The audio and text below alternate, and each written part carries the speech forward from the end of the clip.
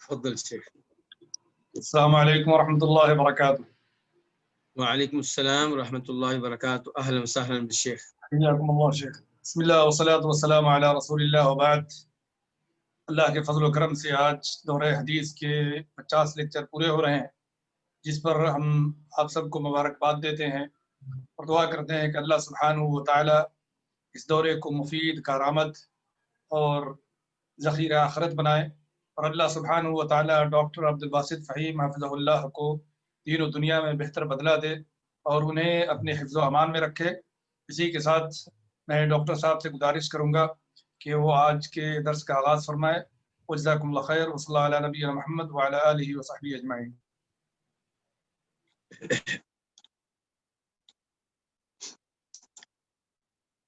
إن الحمد لله نحمده ونستعينه ونستغفره ونعوذ بالله من شرور أنفسنا ومن سيئات أعمالنا، من يهده الله فلا مضل له ومن يضلل فلا هادي له، وأشهد أن لا إله إلا الله وحده لا شريك له، وأشهد أن محمدا عبده ورسوله.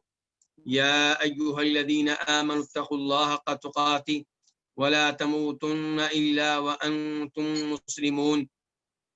يا أيها الناس اتقوا ربكم الذي خلقكم من نفس واحدة وخلق منها زوجها وبث منهما رجالا كثيرا ونساء، واتقوا الله الذي تساءلون به والأرحام إن الله كان عليكم رقيبا.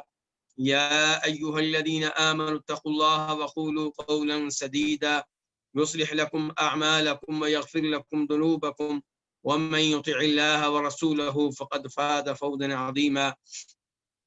أما بعد، فإن خير الحديث كتاب الله، وخير الهدي هدي محمد صلى الله عليه وسلم، وشر الأمور محدثاتها، وكل محدثة بدعة، وكل بدعة ضلالة، وكل ضلالة في النار. الوافی بما فی الصحیحین، یہ وہ کتاب ہے جس میں صحیح بخاری اور صحیح مسلم کی تمام احادیث اس انداز سے جمع کر دی گئی ہیں کہ احادیث کے تکرار سے بچنے کی کوشش کی گئی ہے، اور اس کتاب کو 10 مقاصد میں تقسیم کیا گیا ہے۔ ان میں سے تیسرا مقصد العبادات، ان احادیث کے بارے میں ہے جن کا تعلق عبادات سے ہے، اور اس تیسرے مقصد میں کئی کتب ہیں، اور ان میں سے 7ویں کتاب نماز جمعہ، نماز عیدین، نماز کسوف اور نماز استسقاء کے بارے میں ہے، اور اس 7ویں کتاب میں 4 فصلیں ہیں۔ ان میں سے پہلی فصل صلاۃ الجمعہ، نماز جمعہ کے بارے میں ہے، اور اس میں کئی ایک ابواب ہیں۔ ان میں سے 6واں باب ہے باب الخطبہ والانصات لہا، کہ خطبہ اور خطبے کے لیے خاموشی اختیار کرنا، اور اس باب کے نیچے حدیث نمبر 547 547 قاف، اس حدیث کے روایت کرنے پہ اتفاق ہے امام بخاری کا اور امام مسلم کا۔ عن ابن عمر رضی اللہ عنہما قال کان النبی صلی اللہ علیہ وسلم یخطب قائما، نبی صلی اللہ علیہ وسلم کھڑے ہو کر خطبہ دیا کرتے تھے، پھر آپ بیٹھ جاتے، پھر کھڑے ہوتے یعنی کہ دوسرے خطبہ کے لیے، جیسے کہ آج کل تم لوگ کر رہے ہو، اور یہ حدیث اس پہ گفتگو پہلے گزر چکی ہے۔ اب ہم بڑھتے ہیں آج کی حدیث کی طرف، 548 548۔ اس حدیث کو جس امام نے اپنی کتاب میں جگہ دی ہے وہ ہے امام مسلم، اور امام مسلم جس صحابی سے روایت کر رہے ہیں وہ ہے جابر بن عبداللہ، عن جابر بن عبداللہ قال، کہ جابر بن عبداللہ رضی اللہ عنہما سے روایت ہے، وہ کہتے ہیں۔ یہاں پہ ایک اضافی فائدہ آپ کو دینا چاہوں گا، وہ لوگ جو صحابہ کرام سے عداوت رکھتے ہیں اور مسلمان ہونے کا دعویٰ بھی کرتے ہیں، ان کا ایک بڑا اعتراض یہ ہے کہ ائمہ حدیث یہ آل بیت کی احادیث کیوں نہیں بیان کرتے، ان سے احادیث کیوں نہیں روایت کرتے۔ پہلے نمبر پہ اس سوال کا، اس اعتراض کا جواب یہ ہے کہ یہ سوال بغض پہ، عداوت پہ مبنی ہے، سوء ظن پہ مبنی ہے، بدگمانی پہ مبنی ہے، ورنہ ائمہ حدیث اس بارے میں کوئی فرق نہیں کرتے۔ کل کو کوئی سوال کرے گا کہ ائمہ حدیث ابو بکر صدیق سے اتنی احادیث کیوں نہیں روایت کرتے جتنی جناب ابو ہریرہ سے روایت کرتے ہیں؟ سنیوں میں سے یہ کوئی اعتراض کر سکتا ہے؟ جناب ابو ہریرہ کی احادیث سے کتب احادیث بری پڑی ہیں، لیکن جناب ابو بکر کی حدیث کوئی نظر آئے گی۔ جناب عمر کا بھی معاملہ یہی ہے، جناب عثمان کا بھی معاملہ یہی ہے، جبکہ جناب علی کی احادیث ان کے مقابلے میں زیادہ ہے انہی کتب میں۔ تو اب اگر کوئی کہے دیکھیں جی ائمہ حدیث نے جناب علی کی سائڈ لی ہے اور ان 3 خلفاء کی احادیث کو نظر انداز کرنے کی کوشش کی ہے، جبکہ حقیقت یہ ہے کہ ائمہ حدیث میں اس معاملے میں کوئی فرق نہیں کیا۔ ائمہ حدیث تمام صحابہ کرام سے محبت کرنے والے تھے، چاہے ان کا تعلق آل بیت سے ہو یا وہ آل بیت کے علاوہ صحابہ کرام۔ اور یہی ایک مسلمان کا عقیدہ ہونا چاہیے۔ آل بیت صحابہ کرام اور دیگر صحابہ کرام میں اس لحاظ سے فرق کرنا کہ کسی ایک سے بغض و عداوت ہو، یہ افسوسناک امر ہے، اور یہ دل کے پاک صاف نہ ہونے کی علامت ہے۔ جبکہ وہ لوگ جن کا دل پاک صاف ہوتا ہے وہ تمام صحابہ کرام سے محبت کرتے ہیں، اور اس میں کوئی شک و شبہ نہیں کہ آل بیت صحابہ کرام کا مقام و مرتبہ آپ علیہ الصلوۃ والسلام کی رشتہ داری کی وجہ سے بڑھ جاتا ہے، لیکن جتنا بھی بڑھ جائے جناب ابو بکر سے نہیں بڑھ سکے گا، جناب عمر سے نہیں بڑھ سکے گا، جناب عثمان سے نہیں بڑھ سکے گا۔ تو ایک تو گزارش میں نے یہ کر دی تھی کہ ایسا سوچنا ہی نہیں چاہیے، ایسی سوچ ذہن میں آنا یہ اس بات کی علامت ہے کہ دل صحابہ کرام کے تعلق سے پاک صاف نہیں ہے، اور جس کا دل صحابہ کرام کے تعلق سے پاک صاف نہیں ہوگا وہ صحابہ کرام کی احادیث پہ اعتماد کیسے کرے گا؟ وہ صحابہ کرام کے ذریعے ہم تک پہنچنے والے قرآن پہ اعتماد کیسے کرے گا؟ یہ بہت بڑی سازش ہے کہ لوگوں کے دلوں کو صحابہ کرام کے تعلق سے آلودہ کر دیا جائے، شکوک و شبہات میں مبتلا کر دیا جائے، تاکہ ان کا اعتبار نبی علیہ الصلوۃ والسلام کی احادیث سے اٹھ جائے، قرآن کریم سے اٹھ جائے۔ دوسرے نمبر پہ گزارش یہ ہے کہ آل بیت صحابہ کرام، تابعین، تبع تابعین کی احادیث ائمہ حدیث نے روایت کی ہے۔ اگر انہیں ان سے کوئی مسئلہ ہوتا تو ان کی ایک بھی حدیث لے کر نہ آتے، جب ایک لے کر آئے اس کا مطلب ہے ان پہ اعتماد کیا۔ پھر ایک حدیث ہو یا 2 ہوں یا 10 ہوں یا 20 ہوں یا 100 ہوں، ان کو اس میں فرق کرنے کی کیا ضرورت ہے؟ تیسرے نمبر پہ آپ دیکھیں کہ جناب فاطمہ کے بارے میں مشہور و معروف حدیث کہ جناب فاطمہ نبی علیہ الصلوۃ والسلام کے پاس آئیں آپ کی زندگی کے آخری ایام میں، اور آپ نے ان سے کچھ سرگوشی کی، جناب فاطمہ رونے لگ گئیں۔ پھر آپ نے سرگوشی کی تو جناب فاطمہ مسکرائیں، اور جناب فاطمہ مسکرائیں تو چند ہی دنوں بعد نبی علیہ السلام فوت ہو گئے۔ اب یہ حدیث ہم تک کس نے پہنچائی ہے؟ جناب فاطمہ سے یہ حدیث کس نے لی ہے؟ جناب عائشہ نے لی ہے۔ جناب فاطمہ کا نام استعمال کرنے والے لوگ جناب عائشہ پہ تہمتیں لگاتے ہیں، نعوذ باللہ من ذالک، جبکہ جناب فاطمہ کی اس شان پہ مبنی حدیث کو روایت کرنے والی کون ہے؟ جناب عائشہ۔ بلکہ جناب عائشہ اس میں کہتی ہیں کہ میں نے فاطمہ رضی اللہ عنہ سے پوچھا کہ اللہ کے رسول نے آپ سے کیا کہا ہے، تو کہنے لگی اللہ کے رسول کا راز ہے، میں کسی کو نہیں دے سکتی۔ اور جب نبی علیہ السلام فوت ہو گئے، دوبارہ جناب عائشہ نے ان سے رابطہ کیا اس حدیث کو لینے کے لیے، تو جناب فاطمہ نے کہا ہاں اب میں آپ کو یہ حدیث بتاؤں گی، اور جناب فاطمہ نے بتائی۔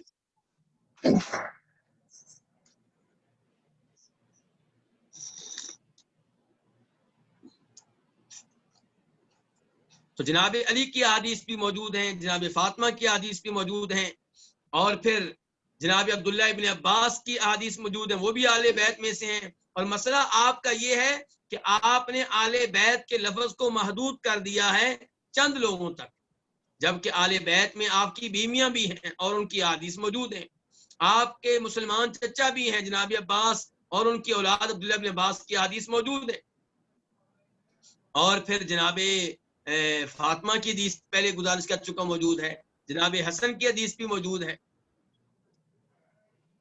اور اب اس حدیث کو دیکھیں، یہاں پہ میں نے گفتگو کیوں کی ہے کہ جناب جابر بن عبداللہ کی یہ حدیث، ان سے روایت کرنے والے کون ہیں؟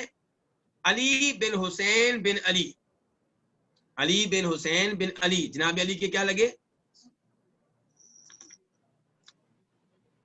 جناب علی کے پوتے لگے، جناب علی کے کیا لگے؟ پوتے، جن کو زین العابدین کہا جاتا ہے۔ تو یہ ان جناب جابر سے روایت کر رہے ہیں، اور جب آپ یہ حدیث کس کتاب کی ہے؟ مسلم شریف کی، تو مسلم شریف کھولیں گے تو وہاں پہ پوری سند موجود ہے، یعنی کہ وہاں پہ زین العابدین کا نام موجود ہے کہ علی بن حسین بن علی اس حدیث کو روایت کر رہے ہیں جناب جابر سے۔ اور پھر جناب علی سے روایت کرنے والے کون ہیں؟ ان کے بیٹے، وہ کون؟ محمد، جو مشہور ہے الباقر کے نام سے، محمد الباقر۔ اور محمد الباقر سے روایت کرنے والے اس حدیث کو کون ہے؟ جعفر، جن کو جعفر صادق کہا جاتا ہے۔ تو کہنے کا مطلب یہ ہے کہ یہ آل بیت کی سند سے یہ حدیث ہے، اور اسی امام مسلم لے کر آئے۔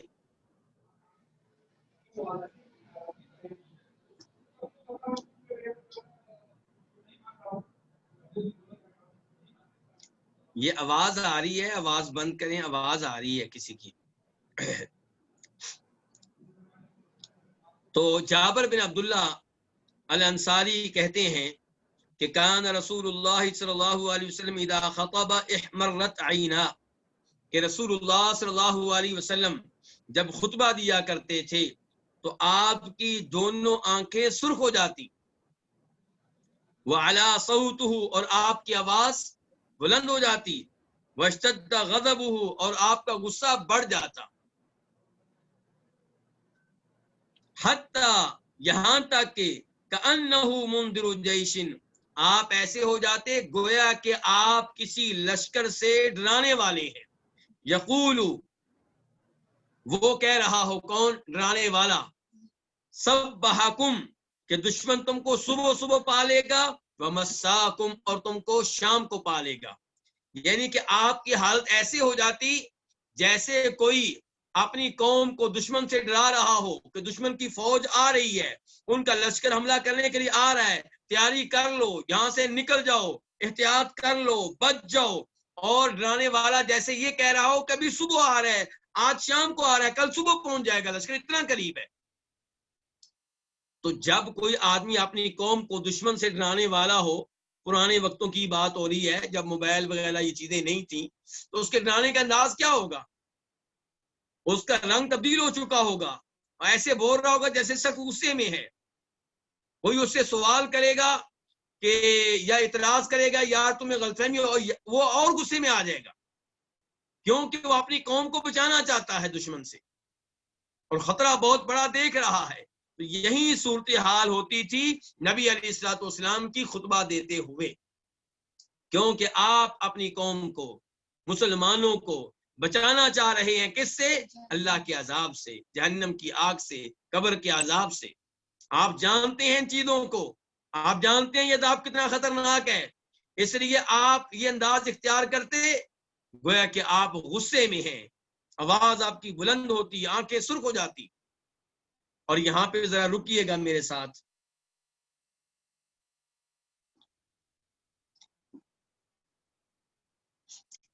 آج پڑھے لکھے لوگ آ گئے ہیں، انگلش لوگ پڑھ چکے ہیں، سائنس پڑھ چکے ہیں، اور اب ہر فن کے اور علم کے ماہرین ہوتے ہیں، جدید یونیورسٹیاں بن چکی ہیں، کالج بن چکے ہیں۔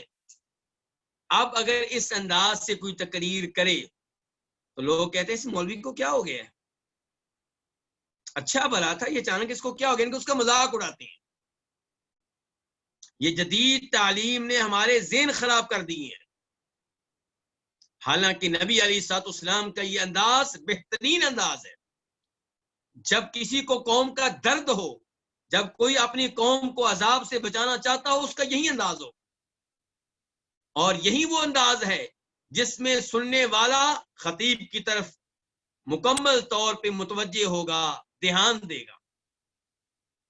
لیکن آج چونکہ ہمارے ذہن خراب کیے جا چکے، اس لیے ہمیں نبی علیہ الصلوۃ والسلام کی نعوذ باللہ یہ چیزیں عجیب لگتی ہیں۔ حالانکہ چاہیے یہ تھا کہ وہ لوگ جو ہمیں ایسے اصول پڑھاتے ہیں جو آپ کی احادیث سے ٹکراتے ہیں، ہم انہیں کہتے ہیں بھئی تمہارا اصول غلط ہے۔ کیوں؟ کیونکہ ہمارے نبی نے یوں کہا ہے، کیونکہ ہمارے نبی نے یوں کیا ہے صلی اللہ علیہ وسلم، کیونکہ ہمارے نبی نے یہ کیا ہے اور آپ میں یار ہیں، اس لیے پتا چلا کہ تم لوگوں کا اصول غلط ہے۔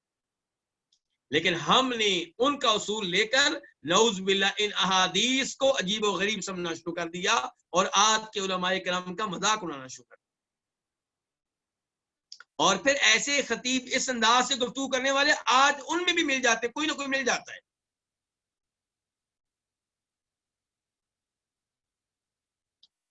یہیں سے ایک اور مثال دینا چاہوں گا کہ کیا بچوں کی تعلیم و تربیت میں ان کی ہلکی پھلکی پٹائی کر سکتے ہیں؟ نبی علیہ الصلوۃ والسلام فرماتے ہیں صحیح حدیث ابو داؤد شریف کی کہ بچہ 7 سال کا ہو جائے تو اس سے نماز کی تلقین کرو، ترغیب دو، اور یہ 3 سال سلسلہ جاری رہے گا۔ بچے کو سمجھانے کا سلسلہ کتنے سال جاری رہے گا؟ 3 سال۔ 3 سال ہو گئے، بچہ نماز کی طرف متوجہ نہیں ہو رہا، نماز کے معاملے میں سستی کرتا ہے، تو اب اس کی ہلکی پھلکی پٹائی کی جائے۔ اب یہ حدیث آج کے زمانے میں آپ ان لوگوں کے سامنے رکھیں جو جدید یونیورسٹیوں میں پڑھ کر آئے ہیں، ان کے لیے حدیث مسئلہ بن جائے گی، جبکہ ہمارے جیسے لوگوں کے لیے الحمدللہ کوئی مسئلہ نہیں ہے، کیونکہ ہم سمجھتے ہیں جو اللہ کے رسول نے کیا فرما دیا وہ حرف آخر ہے۔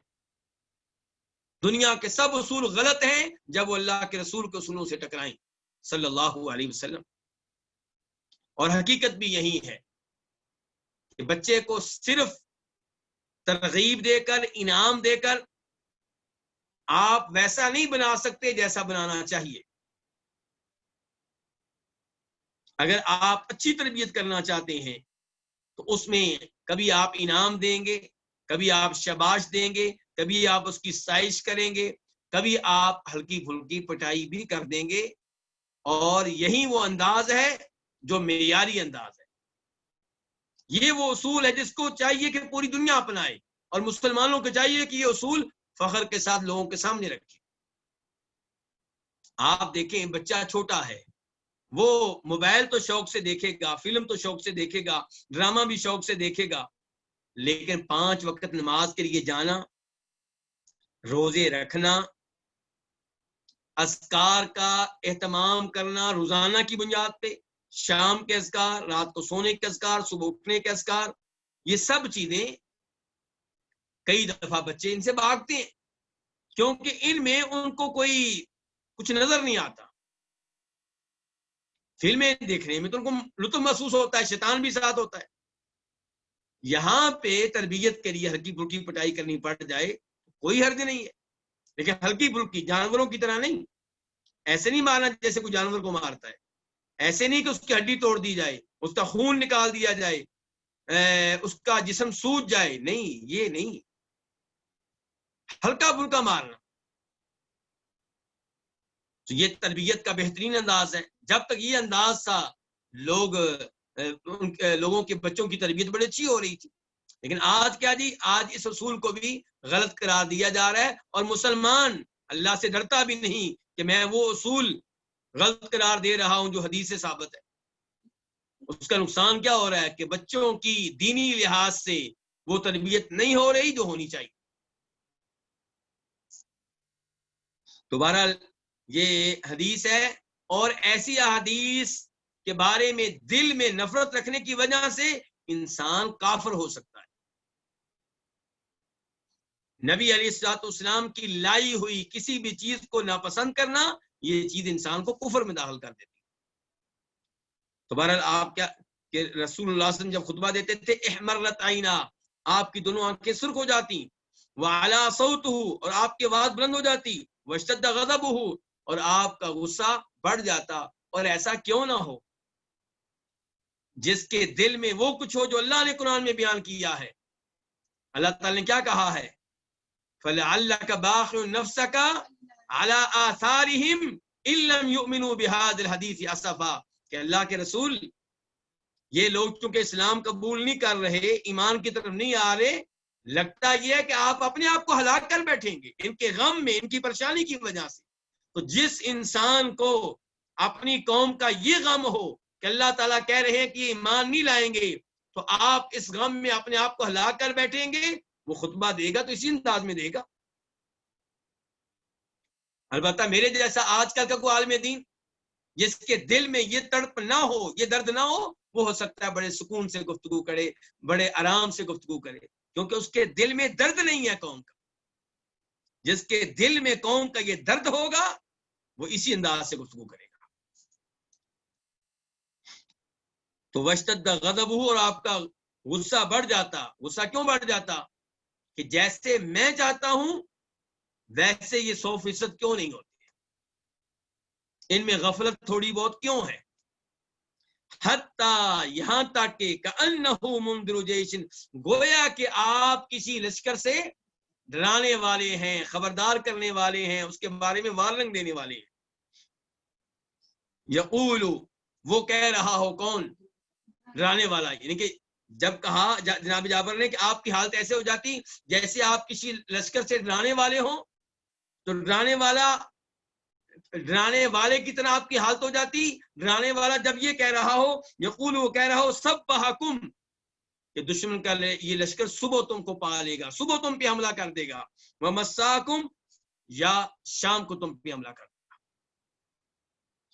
ویقول، اور آپ کہتے، بعثت انا والساعۃ کہاتین، گویا کہ یہ دوسری حدیث شروع ہو گئی ہے، یعنی کہ ویسے تو سب یہ آپ کی احادیث آپ کے خطبے وغیرہ کے بارے میں ہیں، لیکن اس میں مختلف باتیں آ رہی ہیں۔ اب دوسری بات آ رہی ہے، ویقول، اور آپ کہا کرتے تھے، کس میں؟ خطبے وغیرہ میں، بعثت انا والساعۃ کہاتین، بعثت، بھیجا گیا ہے، انا، مجھے والساعۃ، اور قیامت کو بھیجا گیا ہے، کہاتین، اس طرح، ان دو کی طرح، ان دو انگلیوں کی طرح، مجھے اور قیامت کو بھیجا گیا ان دو انگلیوں کی طرح۔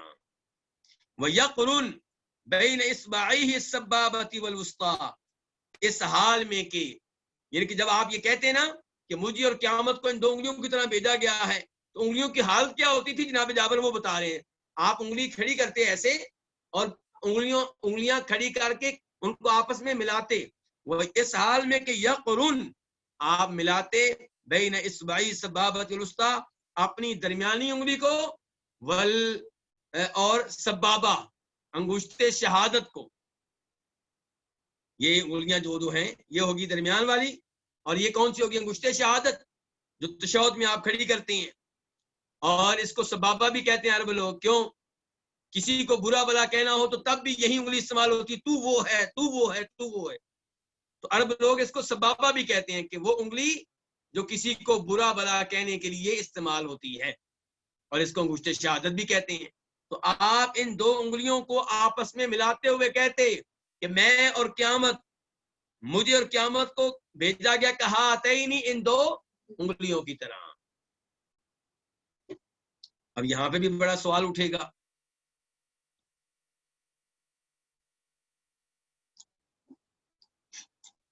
جو مسلمان آنکھیں بند کر کے اللہ کے رسول پہ ایمان لانے والا ہوتا ہے صلی اللہ علیہ وسلم، اس کے ذہن میں سوال نہیں اٹھتے، شیطان اس سے مایوس ہو جاتا ہے۔ لیکن جو زیادہ ہی سمجھدار بننے کی کوشش کرے اور قرآن کی آیات اور احادیث کو اپنی عقل کے ذریعے جانچنے اور ماپنے اور پرکھنے کی کوشش کرے، اس کے لیے مسائل کھڑے ہوتے ہیں، اس کے ذہن میں جگہ جگہ اعتراض آتے ہیں، شکوک و شبہات آتے ہیں۔ اللہ تعالیٰ مجھے اور آپ کو شکوک و شبہات سے محفوظ رکھے۔ یہاں پہ بلکہ مجھے ایک جملہ یاد آ گیا، امام ابن القیم رحمہ اللہ، وہ اپنی کتاب میں لکھتے ہیں کہ میں نے ایک دفعہ ایک اشکال اپنے استاد امام ابن تیمیہ کے سامنے رکھا، کہ میں کہ میرے ذہن میں یہ اشکال آتا ہے، یہ شبہ آتا ہے۔ تو امام ابن تیمیہ نے کہا تھا، اپنے دل کو شکوک و شبہات کا گھر نہ بناؤ، کہ جو بھی اشکال آیا، شک آیا، اس کو دل میں جگہ دے لی، یہ کام نہ کیا کرو. یعنی کہ انسان کا دل شکوک و شبہات کا مرکز مان جائے. اللہ کی ذات کے بارے میں شکوک و شبہات، قرآن کے بارے میں شکوک و شبہات، نبی علیہ السلام کی ذات کے بارے میں شکوک و شبہات. ایسا نہیں ہونا چاہیے. ایسا شک جب بھی آئے، شبہ جب بھی آئے، اشکال جب بھی آئے، اعوذ باللہ من الشیطان الرجیم پڑھ کے پھونک مارے بائیں سائڈ پہ 3 مرتبہ اور اللہ کی پناہ مانگے اس برے خیال سے. اس کے باوجود کبھی کبھی انسان کے دل میں کچھ شبہ آ بھی جاتا ہے، لیکن صبح و شام شکوک و شبہات ایسا نہیں ہونا چاہیے. اب یہاں پہ کیا شک آئے گا جی اللہ کے رسول علیہ الصلوۃ والسلام نے 1400 سال پہلے کہا تھا کہ مجھے اور قیامت کو ان 2 انگلیوں کی طرح بھیجا گیا ہے. یعنی کہ میں اور قیامت ایک ساتھ آ رہے ہیں. میرا آنا سمجھو قیامت آ گئی، یعنی قیامت دور نہیں ہے. تو لوگ کہتے ہیں جی تمہارے نبی نے 400 سال پہلے یہ بات کہی تھی، ابھی تک قیامت نہیں آئی.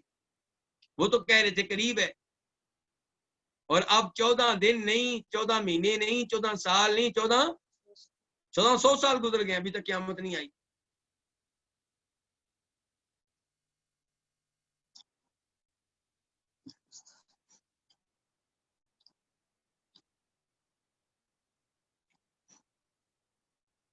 اگر کوئی انسان اپنے بچے کے برتھ ڈے کی تیاری 11 مہینے پہلے ہی شروع کر دے اور لوگوں کو دعوت دینے لگے کہ فلاں تاریخ کو میرے بچے کا برتھ ڈے آپ نے آنا ہے، اور 11 مہینے پہلے ہی بیکری وغیرہ پہ جائے، شاپ پہ جائے اور آرڈر دے آئے کیک کا، تو لوگ اس کو کیا کہیں گے؟ یہ مینٹل ہے، بیوقوف ہے.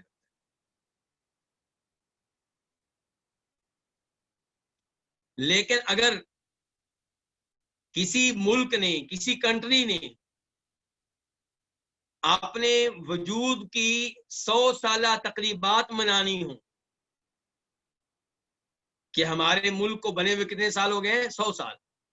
تو اس سال ہم اس کی ایک بڑی تقریب منعقد کرنے جا رہے ہیں، تو وہ 1 سال پہلے ہی تیاری شروع کر دیں، تو کیا ان کو کوئی مینٹل کہے گا؟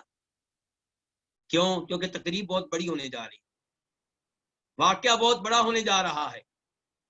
ایسے آپ دیکھتے ہوں گے کہ جناب فلاں بادشاہ کے 25 سال پورے ہو گئے، فلاں بادشاہ کے 50 سال پورے ہو گئے، فلاں بادشاہ کو حکومت کرتے ہوئے 60 سال ہو گئے.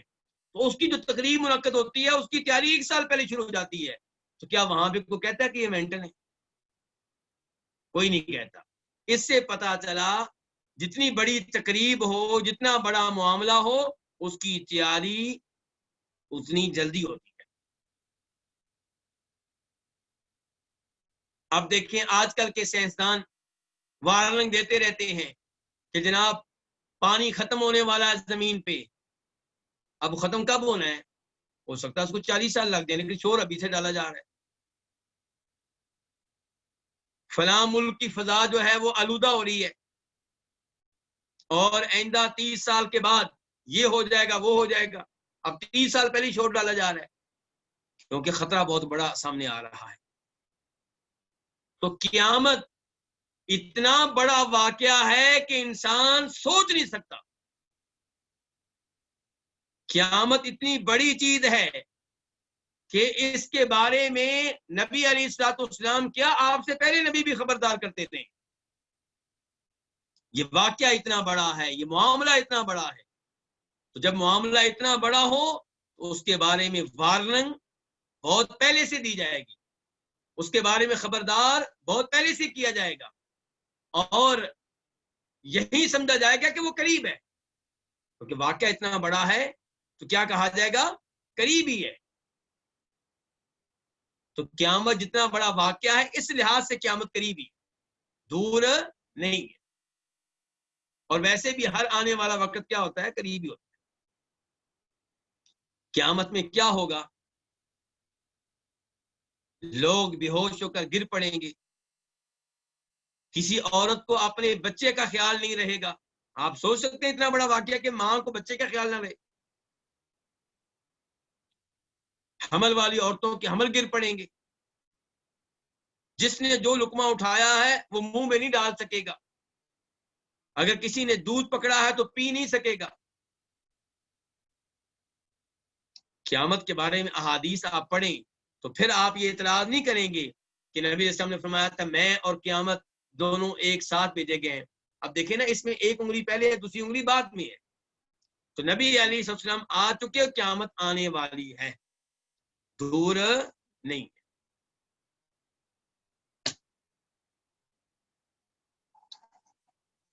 اس کے بعد وَيَقُولُ، اور آپ کہا کرتے تھے ان کے خطبے میں، آپ یہ چیزیں بیان کیا کرتے تھے. ان میں سے ایک یہ ہے کہ آپ کہا کرتے تھے اما بعد، اس کے بعد. کس کے بعد؟ جو کچھ آپ نے پہلے کہا ہوتا، اللہ کی حمد و ثنا بیان کی ہوتی، آپ نے اوپر درود پڑھا ہوتا، تو آپ کہتے اما بعد، اس کے بعد، یعنی کہ حمد و صلات کے بعد، اللہ کی تعریفوں کے بعد اور میرے اوپر درود کے بعد. فإن خیر الحدیث کتاب اللہ، یقیناً بہترین کلام، حدیث کس کو کہتے ہیں؟ گفتگو کو، کلام کو. تو بہترین کلام کون سا ہے؟ کتاب اللہ، اللہ کی کتاب. بہترین حدیث کون سی ہے؟ اللہ کی کتاب. اس کا مطلب ہے قرآن حدیث بھی ہے. قرآن حدیث کہتے ہیں گفتگو کو. تو قرآن اللہ کی گفتگو ہے، اور جن کو ہم حدیث کہتے ہیں وہ کس کی گفتگو ہے؟ نبی علیہ الصلوۃ والسلام کی. تو قرآن بھی حدیث ہے، اور جو کچھ آپ نے کہا وہ بھی حدیث ہے. تو جب کوئی کہتا ہے کہ میں اہل الحدیث ہوں، اہل حدیث ہوں، اس کا مطلب ہے قرآن کو بھی ماننے والا ہوں اور نبی علیہ الصلوۃ والسلام کی احادیث کو بھی ماننے والا ہوں. یہاں پہ آپ خود دیکھ سکتے ہیں کہ اللہ کے رسول کیا فرما رہے ہیں، فإن خیر الحدیث، بہترین حدیث، بہترین کلام کون سا ہے؟ کتاب اللہ، اللہ کی کتاب. اللہ کی کتاب کیا ہے؟ حدیث ہے، اور بہترین حدیث ہے، سب سے بہتر حدیث ہے. اللہ کے کلام سے بہتر کوئی کلام نہیں ہے. اب یہاں پہ آپ یہ بھی سوچ رہے ہیں کہ جو دنیا کا بہترین کلام ہے اس کو ہم کتنی توجہ دیتے ہیں، کتنا ٹائم دیتے ہیں، کس قدر سیکھ رہے ہیں، کس قدر بچوں کو سکھا رہے ہیں. ہم اپنے بچوں کو لوگوں کی نظمیں سکھا رہے ہیں، لوگوں کے اشعار سکھا رہے ہیں، انگلش کی پوئم سکھاتے ہیں، اور شیکسپیئر کے ڈرامے سکھاتے ہیں. یہ سب کچھ سکھا رہے ہیں. کیا اللہ کا کلام سکھا رہے ہیں؟ وَخَيْرُ الْهُدَى هُدَى محمد، اس لفظ کو ہدا بھی پڑھ سکتے ہیں اور الہدیو بھی پڑھ سکتے ہیں، دونوں طرح ٹھیک ہے. وَخَيْرُ الْهُدَى هُدَى محمد، اور بہترین طریقہ جناب محمد صلی اللہ علیہ وسلم کا طریقہ ہے. یعنی کہ زندگی گزارنے کا بہترین طریقہ پھر کس کا ہے؟ نبی علیہ الصلوۃ والسلام کا طریقہ ہے. اگر کوئی کامیاب زندگی گزارنا چاہتا ہے تو آپ کے نقش قدم پہ چلے. وَشَرُّ الْأُمُورِ مُحْدَثَاتُهَا، اور بدترین امور، مراد دینی امور. بدترین امور یعنی کہ بہترین دینی امور معاملات. بدترین امور کون سے ہیں؟ محدثاتها، جو نئے ہوں. امور میں سے بدترین امور کون سے ہیں؟ جو نئے ہوں، یعنی کہ دینی معاملہ ہو اور وہ اللہ کے رسول علیہ السلام سے ثابت نہ ہو، بعد میں بنا لیا جائے، گاڑ لیا جائے، تو وہ بدترین چیز ہے. یہ اندازہ کر لیں یہاں سے، بلکہ آگے بھی چلیں. وَكُلُّ بِدْعَةٍ ضَلَالَةٍ، اور ہر بدعت کیا ہے؟ نبی علیہ السلام نے کیا کہا؟ ہر بدعت. یہ نوٹ کریں میرے بھائی، نوٹ کریں، کیونکہ کئی دفعہ آپ کو ایسے لوگ ملتے ہیں جو کہتے ہیں کہ کچھ بدعتیں اچھی ہوتی ہیں. کہتے ہیں کچھ بدعتیں حسنہ ہوتی ہیں، اچھی، اور کچھ بدعتیں کون سی ہوتی ہیں؟ سیئہ، بری. اللہ کے رسول کہہ رہے ہیں کل بدعت ضلالہ، ہر بدعت گمراہی، کسی بدعت میں کوئی خیر نہیں ہے. اور پھر آپ کیا کہہ رہے ہیں اس سے پہلے کہ نئے امور جو دین میں ہوں گے وہ کیا ہوں گے؟ وہ برے امور ہیں.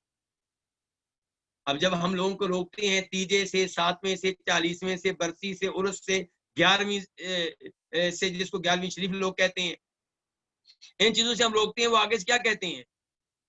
وہ ہمارے اوپر ناراض ہوتے ہیں، کہتے ہیں عجیب آدمی ہے. ہمارا تیجا 7واں ہوگا، اس میں ہم کیا کریں گے؟ قرآن پڑھیں گے، فاتحہ پڑھیں گے، 1000 بار یہ وظیفہ کریں گے، اس کے بعد کھانا کھائیں گے. اس میں کون سی چیز بری ہے؟ اور پھر کئی علماء حق کہنے میں بے باک ہوتے ہیں، وہ ڈرتے نہیں ہیں، نڈر ہوتے ہیں. وہ کہا کرتے ہیں کہ چوری بہت بڑا جرم، بدکاری بہت بڑا جرم، شراب بہت بڑا جرم، لیکن بدعت جو ہے ان سب سے بڑا جرم، یعنی کہ تیجا، ساتواں، 40واں، برسی، عرس، یہ چیزیں جو ہیں ان سے بھی بڑھ کر ہیں۔ اب جو سادہ آدمی ہے وہ سر پکڑ کے بیٹھ جاتا ہے، یعنی مولوی کیسی باتیں کر رہا ہے، یہ کہہ رہا ہے کہ جناب شراب پینا کم، اس کے مقابلے میں کم جرم ہے۔ تو یہ سادہ آدمی کہے گا جس کے پاس علم نہیں ہے، عالم دین یہی کہے گا، ڈٹ کر کہے گا کہ بدعت بڑا جرم ہے، اور اللہ کے رسول بھی یہی کہہ رہے ہیں وَشَرُّ الْأُمُورِ مُحْدَثَاتُهَا، اور علماء کرام نے اس کی وجہ بھی بیان کی ہے۔ چور چوری کرتا ہے چھپ کر یہ سب کے سامنے، اس کا مطلب اس کو کیا سمجھتا ہے؟ جرم۔ اور کوئی بھی ڈاکو نہیں چاہتا کہ مجھے ڈاکو کہا جائے، وہ ڈاکہ ڈالے گا لیکن چاہے گا کہ میرے بارے میں پتہ نہ چلے۔ بدکار بدکاری کرے گا اندھیرے میں، چاہے گا کہ لوگوں کو پتہ نہ چلے۔ تو جب آپ اس انداز سے جرم کریں گے، ہو سکتا ہے کسی دن آپ توبہ کر لیں، اور اس صورتحال سے پتہ چلا کہ لوگوں کو پتہ ہے کہ یہ کیا ہے، جرم ہے، اس لیے آپ ان سے چھپ رہے ہیں۔ لیکن بدعت کرنے والا بدعت کرتا ہے تو بینر لگاتا ہے، پوسٹر لگاتا ہے کہ فلاں طریق کو ہم یہ کام کرنے جا رہے ہیں، لوگوں کو رغبت دیتا ہے، لوگوں کو بلا رہا ہے، اس کا مطلب ہے اس کو نیکی سمجھتا ہے، جبکہ یہ جرم ہے۔ اور پھر بدعتوں کی وجہ سے دین خطرے میں پڑتا ہے۔ کیسے؟ کہ شراب کو کوئی بھی دین نہیں سمجھتا، بدکاری کو کوئی بھی دین نہیں سمجھتا، ڈاکے کو کوئی بھی دین نہیں سمجھتا، بدعت کو لوگ کیا سمجھنا شروع ہو جاتے ہیں؟ دین۔ تو ساری بدعتیں اسی طرح دین میں داخل ہوتی رہیں تو کیا دین اپنی اصل حالت میں باقی رہے گا؟ اس لیے بدعت جو ہے بہت بڑا جرم ہے۔ تو آپ کیا کہہ رہے ہیں؟ وَكُلُّ بِدْعَةٍ ضَلَالَةٍ، ہر بدعت گمراہی ہے۔ لوگ آگے سے کہتے ہیں مولوی صاحب پھر جو آپ نے یہ رومال لیا ہوا ہے یہ نئی چیز نہیں ہے، آپ کہہ رہے ہیں ہر بدعت گمراہی ہے، تو پھر یہ گمراہی کیوں نہیں ہے؟ بھئی ہر بدعت سے مراد ہے ہر نیا کام دین سے تعلق رکھنے والا، جس کو دین سمجھا جائے، دین بنایا جائے۔ اس کو میں دین نہیں سمجھتا، یہ دین نہیں ہے، یہ دنیا ہے۔ کہتے ہیں جی آپ پھر جہاد پہ بیٹھ کے حج کرنے کیوں جاتے ہیں؟ نبی علیہ السلام تو اونٹنی پہ جاتے تھے۔ اونٹنی پہ جانا دین نہیں ہے، حج کے لیے جانا دین ہے، لیکن اونٹنی پہ جانا دین ہے؟ اونٹنی کیا ذریعہ ہے، وسیلہ ہے۔ آپ کے زمانے میں بھی اگر کوئی آدمی گھوڑے پہ آیا تو آپ نے اس کو یہ نہیں کہا تو گھوڑے پہ کیوں آیا، میں تو اونٹنی پہ آیا ہوں۔ یہ دنیاوی امور ہیں، اگرچہ دین کے لیے استعمال ہو رہے ہیں۔ کہتے ہیں جی آپ مسجد میں پنکھا کیوں لگاتے ہیں، پھر اے سی کیوں لگاتے ہیں؟ یہ بھی تو نئی چیزیں ہیں۔ بھائی اے سی عبادت نہیں ہے، پنکھا عبادت نہیں ہے، لیکن ہم اسے نیکی کے لیے استعمال کر رہے ہیں، ہمیں ثواب ملے گا، لیکن یہ خود یہ دنیاوی چیز ہے۔ ثم یقول، پھر آپ کہتے انا اولا بکل مؤمن من نفسی، انا اولا، اولا کا معنی کیا ہے؟ میں زیادہ حقدار ہوں، میں زیادہ، اور دوسرا معنی اس کا ہوتا ہے میں زیادہ قریب ہوں۔ ایک معنی کیا ہوتا ہے؟ میں حقدار ہوں، اور ایک معنی کیا ہوتا ہے؟ میں قریب ہوں۔ تو انا اولا بکل مؤمن من نفسہ، میں ہر مومن کے اس کے نفس سے بڑھ کر قریب ہوں، یعنی کہ کوئی بھی مسلمان ہو، میں اس کی جان سے بڑھ کر میں اس کے قریب ہوں اور اس سے تعلق رکھتا ہوں۔ مراد یہ قریب سے مراد کیا؟ تعلق رکھتا ہوں، یعنی کہ میرا اس سے تعلق اس کے جسم سے بڑھ کر ہے، جتنا تعلق اس کے جسم کا اس سے ہے، میرا اس سے تعلق اس سے کہیں بڑھ کر ہے۔ دوسرا معنی کیا ہوگا؟ حقدار، کہ میں ہر مومن پہ حق رکھتا ہوں اس کے نفس سے بڑھ کر، اس کی جان سے بڑھ کر، یعنی کہ میں ہر مومن کے ساتھ جو محبت رکھتا ہوں، جو اس کے اوپر رحم کرتا ہوں، یہ میری اس کے ساتھ محبت، میرا اس کے ساتھ لگاؤ، میری اس پہ جو رحمت اور مہربانی جو ہے اس کے نفس سے بڑھ کر ہے، یعنی کہ اتنی محبت اس کے نفس کو، اس کی جان کو اس سے نہیں ہوگی، اتنا رحم اس پہ خود وہ نہیں کر، اپنے آپ پہ وہ نہیں کرنے والا ہوگا جتنا میں اس پہ کرنے والا ہوں۔ اس کے بعد آپ نے یہ اصول دے دیا آپ نے، پھر اس کی وضاحت کی مثال دی آپ نے اور کہا من ترک مالا فلی اہلہ، جو مال چھوڑ کر جائے، چھوڑ کے کہاں جائے؟ فوت ہو جائے. من ترک مالا، جو مال چھوڑ کر جائے، فلی اہلہ، تو وہ اس کے اہل و عیال کے لیے ہے. وہ مال کس کے لیے ہے؟ اس کے اہل و عیال کے لیے، اس کے وارثوں کے لیے، اس کے رشتہ داروں کے لیے. ومن ترک دینا او ضیاعا فالی وعلی، اور جو قرض چھوڑ کر جائے، فوت ہوا اس کے ذمہ کیا ہے؟ قرض.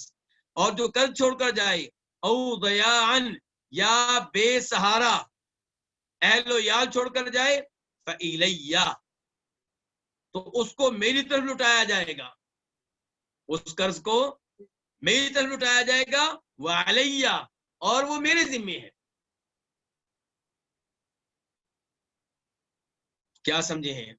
تم مشکل تو نہیں پیش آ رہی آپ لوگ؟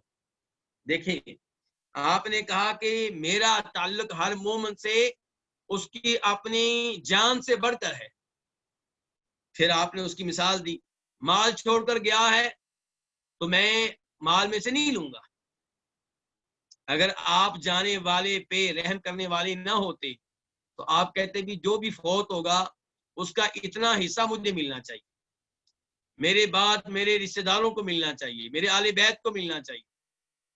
نہیں، آپ کہہ رہے ہیں جو مال چھوڑ کے جائے اس کا مال کس کے لیے؟ اس کے اہل و عیال کے لیے. لیکن اگر قرض چھوڑ کر جائے تو میرے ذمہ میں ادا کروں. جن کی قرض چھوڑ کے گیا ہے اور مال چھوڑ کے نہیں گیا، جو اتنا مال چھوڑ کے نہیں گیا جس سے قرض ادا ہو سکے، تو پھر وہ قرض کون ادا کرے گا؟ میں ادا کروں.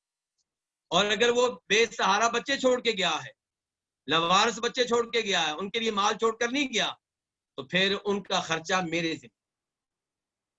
اور آپ کے بعد کس کے ذمہ؟ آپ کے خلیفہ کے ذمہ، آج کے حکمران کے ذمہ، آج کی حکومت کے ذمہ. تو اس سے آپ اندازہ کر سکتے ہیں کہ نبی علیہ السلام کس قدر مومنوں سے محبت کرنے والے، کس قدر ان پہ رحم کرنے والے، کس قدر ان پہ شفقت کرنے والے ہیں. اور یہ الفاظ آپ نے بعد میں کہے ہیں. شروع میں جب مسلمانوں کے حالات اچھے نہیں تھے تب معاملہ کیا ہوتا تھا کہ کسی کا جنازہ آتا تو آپ پوچھتے اس کے ذمہ قرضہ تو نہیں ہے؟ بتایا جاتا ہے اس کے ذمہ تو قرضہ ہے. تو آپ کہتے تم اس کا جنازہ پڑھو، میں نہیں پڑھوں گا، واپس چلے جاتے تھے.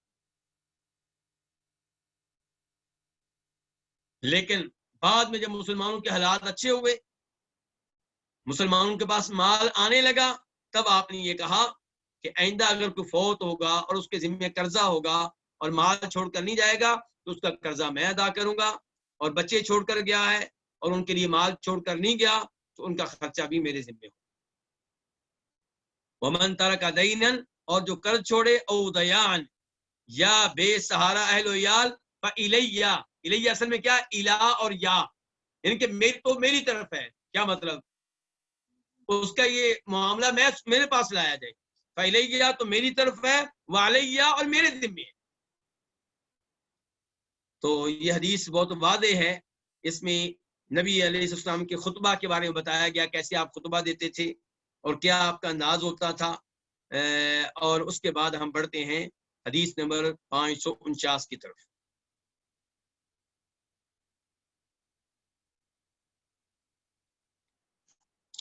تو حدیث نمبر کون سی ہے؟ 549، 549 میم. اس حدیث کو اپنی کتاب میں جگہ دینے والے کون ہیں؟ امام مسلم. عن ابی وائل، روایت ہے کس سے؟ ابو وائل سے. ابو وائل تو کنیت تو نام کیا ہے؟ شقیق بن سلمہ اسدی. شقیق بن سلمہ اسدی. ابو وائل سے روایت ہے، قال، وہ کہتے ہیں، خطبنا عمار، ہمیں خطبہ دیا کس نے؟ عمار بن یاسر رضی اللہ تعالی عنہ نے. تو ابو وائل کون تھے؟ تابعی. عمار بن یاسر کون ہے؟ صحابی. تو تابعی کہہ رہے ہیں کہ ہمیں صحابی عمار بن یاسر نے خطبہ دیا.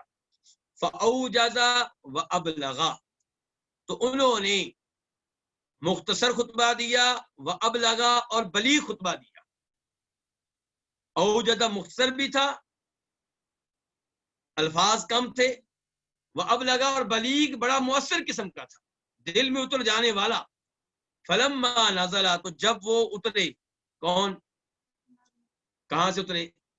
خطبے والی جگہ سے، ممبر سے، یا اونچی جگہ جہاں بھی کھڑے تھے. قلنا، تو ہم نے کہا یا ابا الیقظان، اے ابو الیقظان. یہ ابو الیقظان کیا چیز ہے؟ یہ کنیت ہے عمار بن یاسر کی. ابو وائل کنیت تھی شقیق بن سلمہ کی، اور عمار بن یاسر کی کنیت کیا؟ ابو الیقظان. تو کہتے ہیں، کون کہتے ہیں؟ ابو وائل. ابو وائل کہتے ہیں ہم نے کہا یا ابا الیقظان، اے ابو الیقظان، لقد ابلغت و اوجزت، یقیناً آپ نے بلیغ قسم کا خطبہ دیا ہے، وہ اوجزتا، اور مختصر خطبہ دیا ہے. فلو کنت تنفستا، تو اگر آپ کچھ لمبا سانس لے لیتے. فلو کنت تنفستا، پس اگر آپ لمبا سانس لے لیتے، یعنی کہ اگر آپ خطبے کو لمبا کر دیتے، یہ مطلب ہے.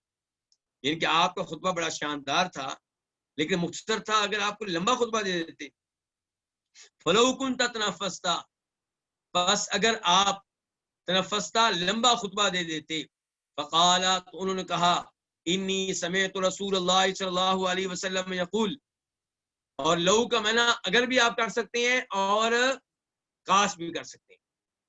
جب کاش کریں گے تو پھر اس کے جواب کی ضرورت نہیں ہے، اگر کریں گے تو جواب اس کا مقدر ماننا پڑے گا. یعنی کہ آپ یہ ترجمہ بھی کر سکتے ہیں کاش آپ خطبہ لمبا دیتے.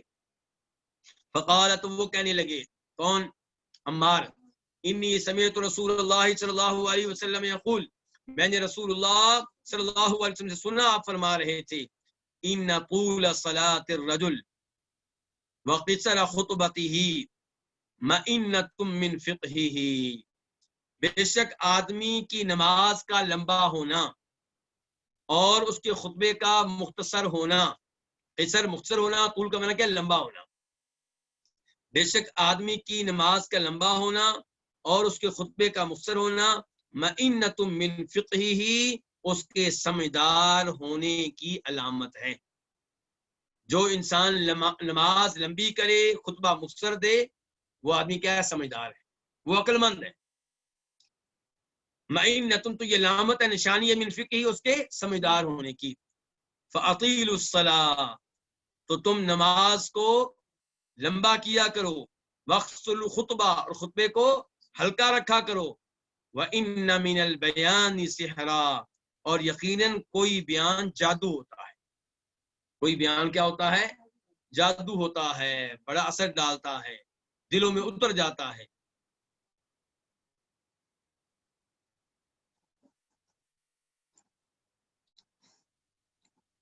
اب اس حدیث کے مطابق نماز اگر ہے 20 منٹ کی، بلکہ آپ خطبہ چونکہ پہلے ہوتا ہے تو آپ کہیں خطبہ اگر ہے 10 منٹ کا، تو نماز کتنے منٹ کی ہونی چاہیے؟ 15 منٹ کی ہو، 20 منٹ کی ہو. اور خطبہ اگر ہے آدھے گھنٹے کا، تو نماز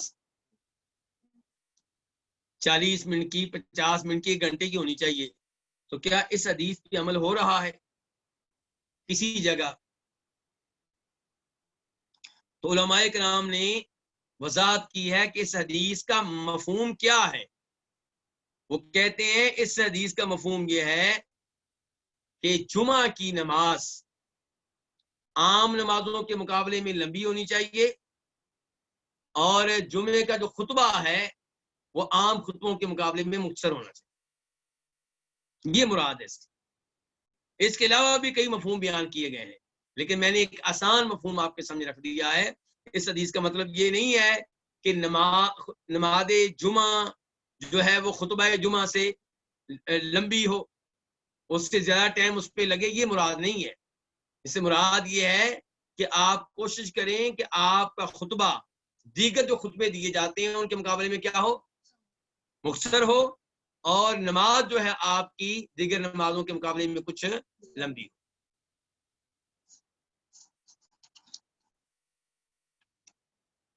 اور اس کی وجہ یہ بھی ہے کہ خطبہ جمعہ سننا واجب ہے یا مستحب ہے؟ عید کا خطبہ سننا واجب، نماز عید واجب ہے، ایک خطبہ عید سننا واجب نہیں ہے، لیکن خطبہ جمعہ واجب ہے. تو جو واجب چیز ہوتی ہے شریعت چاہتی ہے اس میں تخفیف ہو، کیونکہ کئی لوگ مریض ہوں گے، کئی لوگ ایسے ہوں گے جنہوں نے کہیں جانا ہوگا، کسی نے ٹرین پکڑنی ہوگی، کسی نے فلائٹ پکڑنی ہوگی، کسی کی بس نکلنے والی ہوگی، کوئی ایسا ہوگا جو زیادہ دیر تک مسجد میں نہیں بیٹھ سکتا، اس کو پیشاب وغیرہ کی حاجت ہے، آج کل شوگر کے مریض ہوتے ہیں. ان تمام چیزوں کا خیال رکھتے ہوئے خطبہ جو ہے خطبہ جمعہ مختصر ہونا چاہیے عام خطبوں کے مقابلے میں. خطبہ عید لمبا ہوگا، بھائی ٹھیک ہے آپ اٹھ کے جا سکتے ہیں، خطبہ جمعہ میں تو ایسا نہیں ہو سکتا.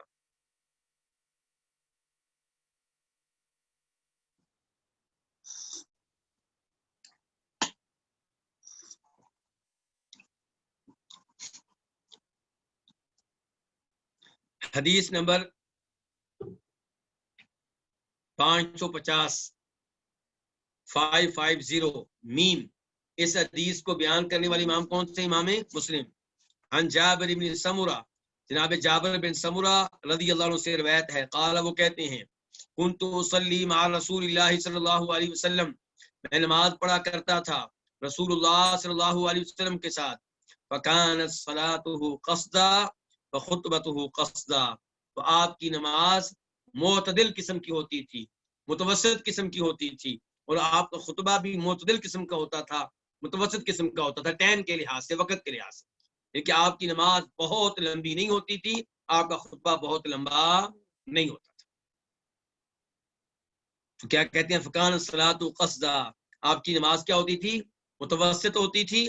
وخطبته قصدا، اور آپ کا خطبہ بھی کیا ہوتا تھا؟ متوسط ہوتا تھا. اور آپ اس کے لیے درمیانہ لفظ بھی استعمال کر سکتے ہیں کہ آپ کی نماز درمیانی ہوتی تھی، ان کی نہ بہت لمبی نہ بہت مختصر، اور آپ کا خطبہ بھی درمیانہ ہوتا تھا، نہ بہت لمبا نہ بہت ہلکا.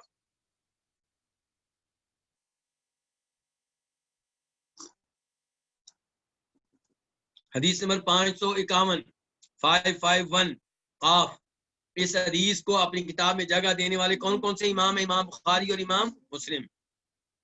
عن ابی ہریرہ، جناب ابو ہریرہ سے روایت ہے، ان رسول اللہ صلی اللہ علیہ وسلم قال، بے شک رسول اللہ صلی اللہ علیہ وسلم نے فرمایا، اذا قلت لصاحبك يوم الجمعة انصت والامام يخطب فقد لغوت، جب آپ کہیں لصاحبی کا اپنے ساتھی سے، کب کہیں؟ جمعہ کے دن. کیا کہیں؟ انصت، خاموش ہو جاؤ، والامام یخطب، جبکہ امام خطبہ دے رہا ہو، فقد لغوتا، تو تحقیق آپ نے لغو بات کہی ہے.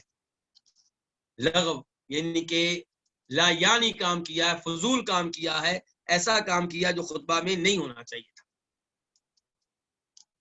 اس حدیث پہ میرے بھائی سب کے سب غور کریں.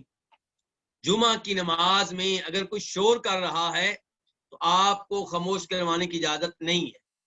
ہاں، ہاتھ کے اشارے سے آپ کہہ سکتے ہیں خاموش ہو جاؤ، لیکن آپ بول کر کہیں انصت، چپ ہو جاؤ، یہ کہنے کی آپ کو اجازت نہیں ہے. کب؟ جب امام خطبہ دے رہا ہو. اگر آپ کسی کو خاموش کروانے کے لیے گفتگو کرتے ہیں تو تب بھی آپ کی حرکت ناقابل قبول ہے. لیکن گفتگو کرنا، باتیں کرنا، اور ایسا دیکھا گیا خصوصاً سعودی عرب میں دیکھا گیا ہے، ہمارے پاکستان انڈیا کے اردو سپیکنگ لوگ، ان کو عربی تو آتی نہیں، اب وہ کیا کرتے ہیں؟ خطبہ جمعہ میں آپس میں گفتگو شروع کر دیتے ہیں. یہ غلط ہے، یہ درست نہیں ہے.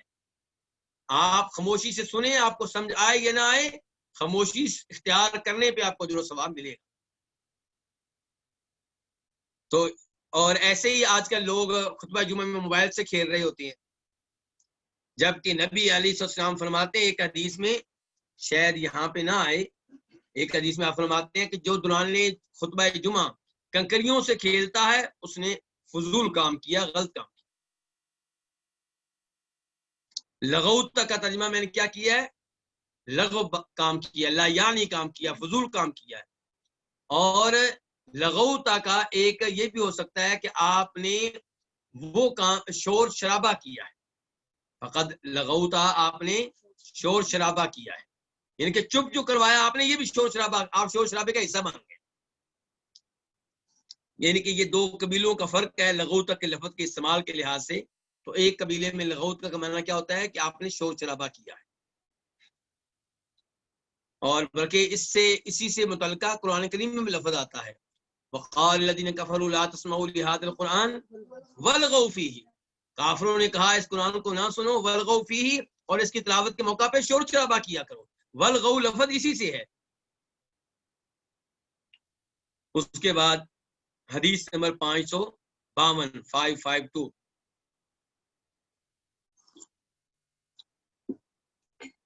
میم، اس حدیث کو اپنی کتاب میں جگہ دینے والے امام کون تھے؟ امام مسلم۔ عن ابی ہریرہ عن النبی صلی اللہ علیہ وسلم قال، جناب ابو ہریرہ سے روایت ہے، وہ نبی صلی اللہ علیہ وسلم سے روایت کرتے ہیں کہ آپ نے فرمایا من اغتسل، جس نے غسل کیا، ثم اتى الجمعہ، پھر وہ جمعے کے لیے آیا، فصلى، تو اس نے نماز پڑھی، ما قدر له، اس نے وہ نماز پڑھی جو اس کے نصیب میں لکھی ہوئی ہے، ثم انصت، پھر اس نے خاموشی اختیار کی، حتی یفرغ من خطبته، یہاں تک کہ وہ فارغ ہو جائے اپنے خطبے سے، یعنی کہ امام فارغ ہو جائے اپنے خطبے سے، یا یہ فارغ ہو جائے یعنی کہ خطبہ سننے سے فارغ ہو جائے، لیکن زیادہ بہتر کیا لگے گا؟ امام، یعنی کہ یہاں تک کہ امام فارغ ہو جائے من خطبہ اپنے خطبے سے، ثم یصلی معه، پھر اس کے ساتھ نماز پڑھے، کون سی نماز؟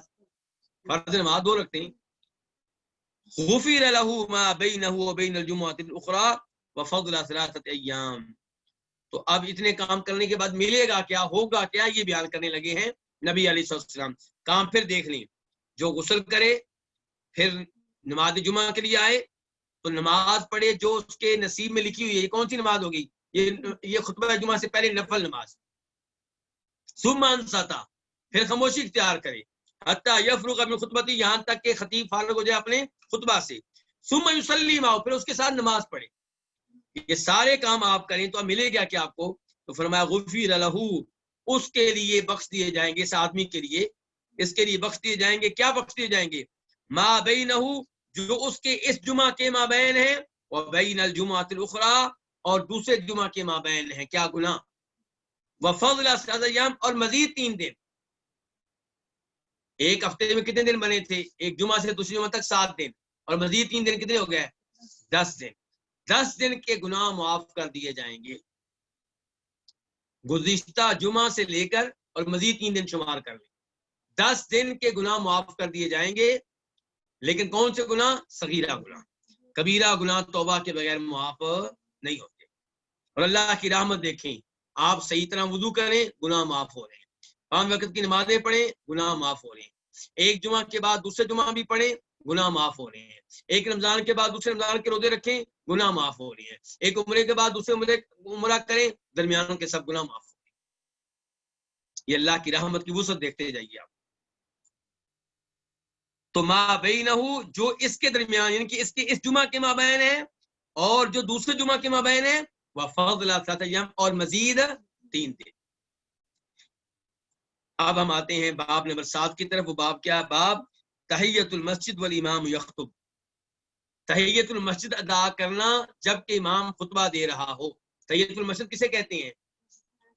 مسجد کا ادب، مسجد کا حق ادا کرنا، یعنی کہ چونکہ آپ مسجد میں آئے ہیں تو مسجد کے آداب میں سے ہے کہ بیٹھنے سے پہلے کوئی نہ کوئی نماز پڑھیں، یا تو آپ آتے ہی فرض نماز شروع کر دیں اگر جماعت کھڑی ہے، یا آتے ہی آپ سنتے شروع کر دیں۔ اگر آپ کہتے ہیں فرض کا بھی ٹائم نہیں ہے، سنتوں کا بھی ٹائم نہیں ہے، تو پھر آپ اسپیشلی 2 رکعتیں ادا کریں نفل، تاکہ مسجد کا حق ادا ہو سکے۔ تو باب کیا؟ تحیۃ المسجد، باب ہے تحیۃ المسجد کے بارے میں۔ ایسی نماز ہوتی ہے تحیۃ الوضو، ہر وضو کے بعد کوئی نہ کوئی نماز پڑھنا، اس کو کیا کہتے ہیں؟ تحیۃ الوضو۔ مسجد میں داخل ہونے کی وجہ سے نماز ادا کرنا، بیٹھنے سے پہلے تحیۃ المسجد۔ تو تحیۃ المسجد جب کہ امام خطبہ دے رہا ہو۔ حدیث نمبر 553 قاف، اس حدیث کو اپنی کتاب میں درج کرنے والے امام کون سے؟ امام بخاری اور امام مسلم۔ عن جابر بن عبداللہ رضی اللہ عنہما، جناب جابر بن عبداللہ رضی اللہ عنہما سے روایت ہے، وہ کہتے ہیں قال رسول اللہ صلی اللہ علیہ وسلم، کہ رسول اللہ صلی اللہ علیہ وسلم نے فرمایا، وہو یخطب، جب کہ آپ خطبہ دے رہے تھے، جب کہ آپ خطبہ کون سا؟ مسلم شریف کی روایت میں وضاحت آئی، جمعے کا خطبہ۔ آپ نے فرمایا جب کہ آپ خطبہ دے رہے تھے. کیا فرمایا؟ اذا جاء احدکم، جب تم میں سے کوئی آئے، والامام یخطب، اس وقت امام کیا کر رہا ہو؟ خطبہ دے رہا ہو. حالیہ، جب تم میں سے کوئی آئے جب کہ امام خطبہ دے رہا ہو. او قد خرج، یا وہ نکل چکا ہو. کس کے لیے؟ خطبہ دینے کے لیے. امام گھر سے نکل چکا ہے، مسجد میں آ چکا خطبہ دینے کے لیے. جب تم میں سے کوئی آئے جب کہ امام خطبہ دے رہا ہو، یا وہ گھر سے نکل چکا ہو. فلیصلی رکعتین، بس چاہیے کہ، بس واجب ہے کہ وہ 2 رکعتیں ادا کرے. کون؟ تم میں سے کوئی آنے والا. جب تم میں سے کوئی اس موقع پہ آئے جب کہ امام خطبہ دے رہا ہے، یا خطبہ تو نہیں دے رہا لیکن اپنے گھر سے نکل چکا ہے، ممبر کی طرف بڑھ رہا ہے یا ممبر پہ بیٹھ چکا ہے، تو اب آپ یہ نہ کہیں کہ اب امام جو خطبہ شروع کر رہا ہے، خطبہ دے رہا ہے یا کرنے والا ہے، یا جمعہ کی اذان شروع ہو گئی ہے تو اب میں ایسے ہی بیٹھ جاؤں. نہیں، 2 رکعتیں کیا کریں گے؟ ادا کریں گے. اور یہ کیا ہے؟ فلیصلی، لفظ آپ نے آرڈر کا استعمال کیا.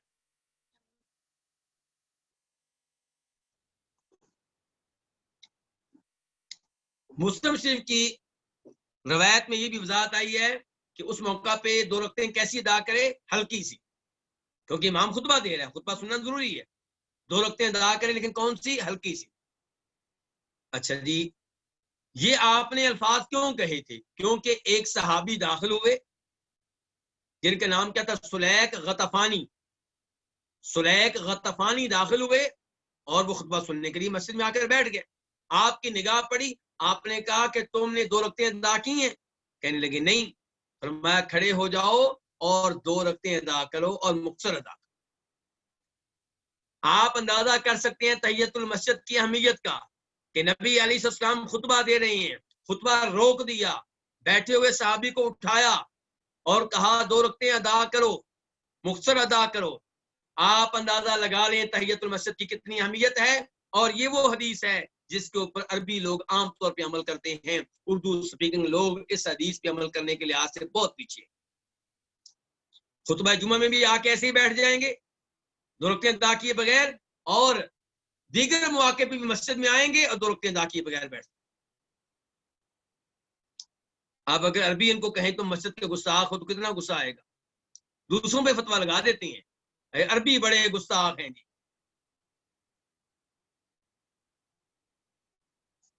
تو آپ اندازہ لگا لیں تحیت المسجد کی اہمیت کا. مجھے پتا ہے کہ یہ قول موجود ہے علماء کرام کا کہ جناب یہ مستحب ہے، افضل ہے، واجب نہیں ہے. لیکن مستحب کہنا اتنا بھی آسان نہیں ہے. دلائل کی طرف آپ دیکھیں گے تو وہ بھی علماء کرام آپ کو ملیں گے جو ان دلائل کی وجہ سے واجب کہتے ہیں کہ یہ 2 رکعتیں ادا کرنا واجب ہے. یعنی کہ آپ کو بیٹھنے کی اجازت نہیں ہے جب تک آپ یہ 2 رکعتیں ادا نہیں کریں گے. اور پہلے وضاحت کر چکا ہوں شریعت کا مقصود کیا ہے کہ کوئی نہ کوئی نماز پڑھ کر بیٹھے، فرض نماز یا سنتے یا وتر یا پھر اسپیشلی 2 نفل پڑھ لیں.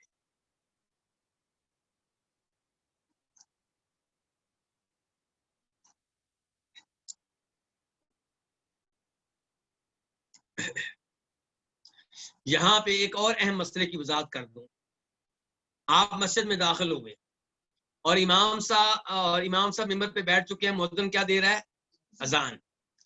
اب آپ اذان سنیں گے اور کھڑے رہیں گے یا آپ 2 رکعتیں شروع کر دیں گے؟ ایک طرف حدیث کہتی ہے کہ مؤذن اذان دے تو جیسے الفاظ وہ کہتا ہے ویسے الفاظ تم کہو، یعنی کہ وہ کہے اللہ اکبر اللہ اکبر، آپ بھی کیا کہیں گے؟ اللہ اکبر اللہ اکبر. اور ایک طرف یہ ہے کہ آپ نے خطبہ سننا ہے. کیا سننا ہے؟ خطبہ سننا ضروری ہے. شریعت خطبے کے دوران کوئی بھی کام کرنے کی اجازت نہیں دیتی. تو اس سوال کا جواب یہ ہے کہ جب جمعہ کی اذان ہو رہی ہے تب آپ 2 رکعتیں شروع کریں تاکہ آپ وقت پہ فارغ ہوں 2 رکعتوں سے اور خطبہ سنیں. لیکن اگر آپ مسجد میں آئے ہیں اور مسجد میں اذان ہو رہی ہے کون سی؟ عشاء کی، اب آپ کیا کریں گے؟ تب ہم کہیں گے آپ اذان کا جواب دیں اور بعد میں 2 رکعتیں ادا کر لیں کیونکہ اب خطبہ شروع ہونے والا نہیں ہے.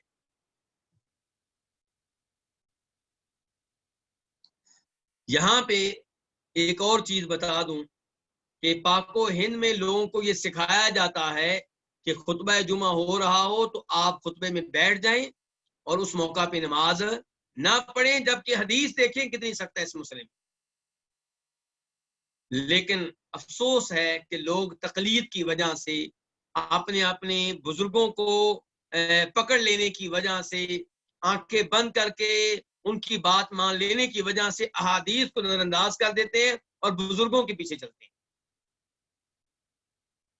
اتنی واضح حدیث بخاری شریف میں آئی، مسلم شریف میں آئی، اللہ کے رسول نے صحابی کو اٹھایا، تو کیا اس کے بعد بھی جواز بنتا ہے کہ کوئی انسان مسجد میں آئے، خطبہ ہو رہا ہو، 2 رکعتیں پڑھے بغیر بیٹھ جائے؟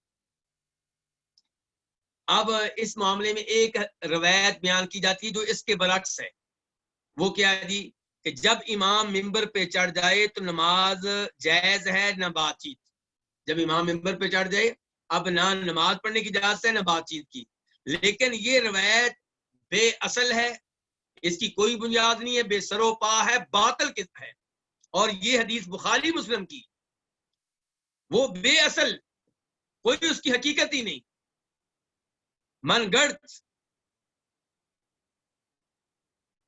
تو بہرحال یہ بڑی اہم حدیث تھی جس پہ بہت سے لوگ عمل نہیں کرتے اردو سپیکنگ لوگوں میں سے۔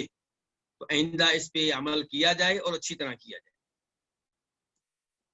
اس کے بعد باب نمبر 8، باب ما یقرأ فی صلاۃ الجمعہ، کیا پڑھا جائے نماز جمعہ میں، کس کی تلاوت کی جائے نماز جمعہ میں، کون سی صورتیں پڑھی جائے، تلاوت کون سی ہوگی سورہ فاتحہ کے بعد۔ حدیث نمبر ہے 554 554 میم۔ اس حدیث کو اپنی کتاب میں جگہ دینے والے امام کون سے؟ امام مسلم۔ عن النعمان بن بشیر قال، جناب نعمان بن بشیر انصاری رضی اللہ تعالی عنہما سے روایت ہے، وہ کہتے ہیں، عنہما کیوں کہا ہے؟ کیونکہ نعمان بھی صحابی ہیں، باپ بشیر بھی صحابی ہے، اور یہ وہی ہے نا، کون سے؟ یہ وہی باپ بیٹا ہے کہ بشیر نعمان کو لے کر آئے تھے اللہ کے رسول کے پاس۔ اللہ کے رسول صلی اللہ علیہ وسلم، میں نعمان کو کوئی گفٹ دینا چاہتا ہوں، ہدیہ دینا چاہتا ہوں، لیکن اس کی والدہ کہتی ہے، میری وائف کہتی ہے کہ اللہ کے رسول کو گواہ بناؤ اس مسئلے میں، شاید والدہ کو خطرہ ہوگا کہ بعد میں واپس نہ لے لیں، تو کہا ان کو اللہ کے رسول کو کیا کرو، گواہ بناؤ۔ اور یہ اس ماحول کی بات ہو رہی ہے جس ماحول میں کئی بیویاں ہوتی تھیں، تو ہر بیوی چاہتی ہوگی کہ میرے بچوں کو ملے تحفہ۔ تو نبی علیہ السلام نے سوال کیا کہ بشیر مجھے یہ بتاؤ کہ کیا باقی بچوں کو بھی ایسے ہی ہدیہ دے رہے ہو؟ کہا نہیں۔ تو آپ علیہ السلام نے فرمایا تھا کہ میں ظلم کے معاملے میں گواہ نہیں بن سکتا، ظلم کے معاملے میں گواہی دوں، میں گواہ بنوں، یہ کام میں نہیں کروں گا۔ پھر آپ نے کہا تھا اللہ سے ڈر جاؤ اور اپنی اولاد میں کیا کیا کرو، انصاف کیا کرو، عدل کیا کرو۔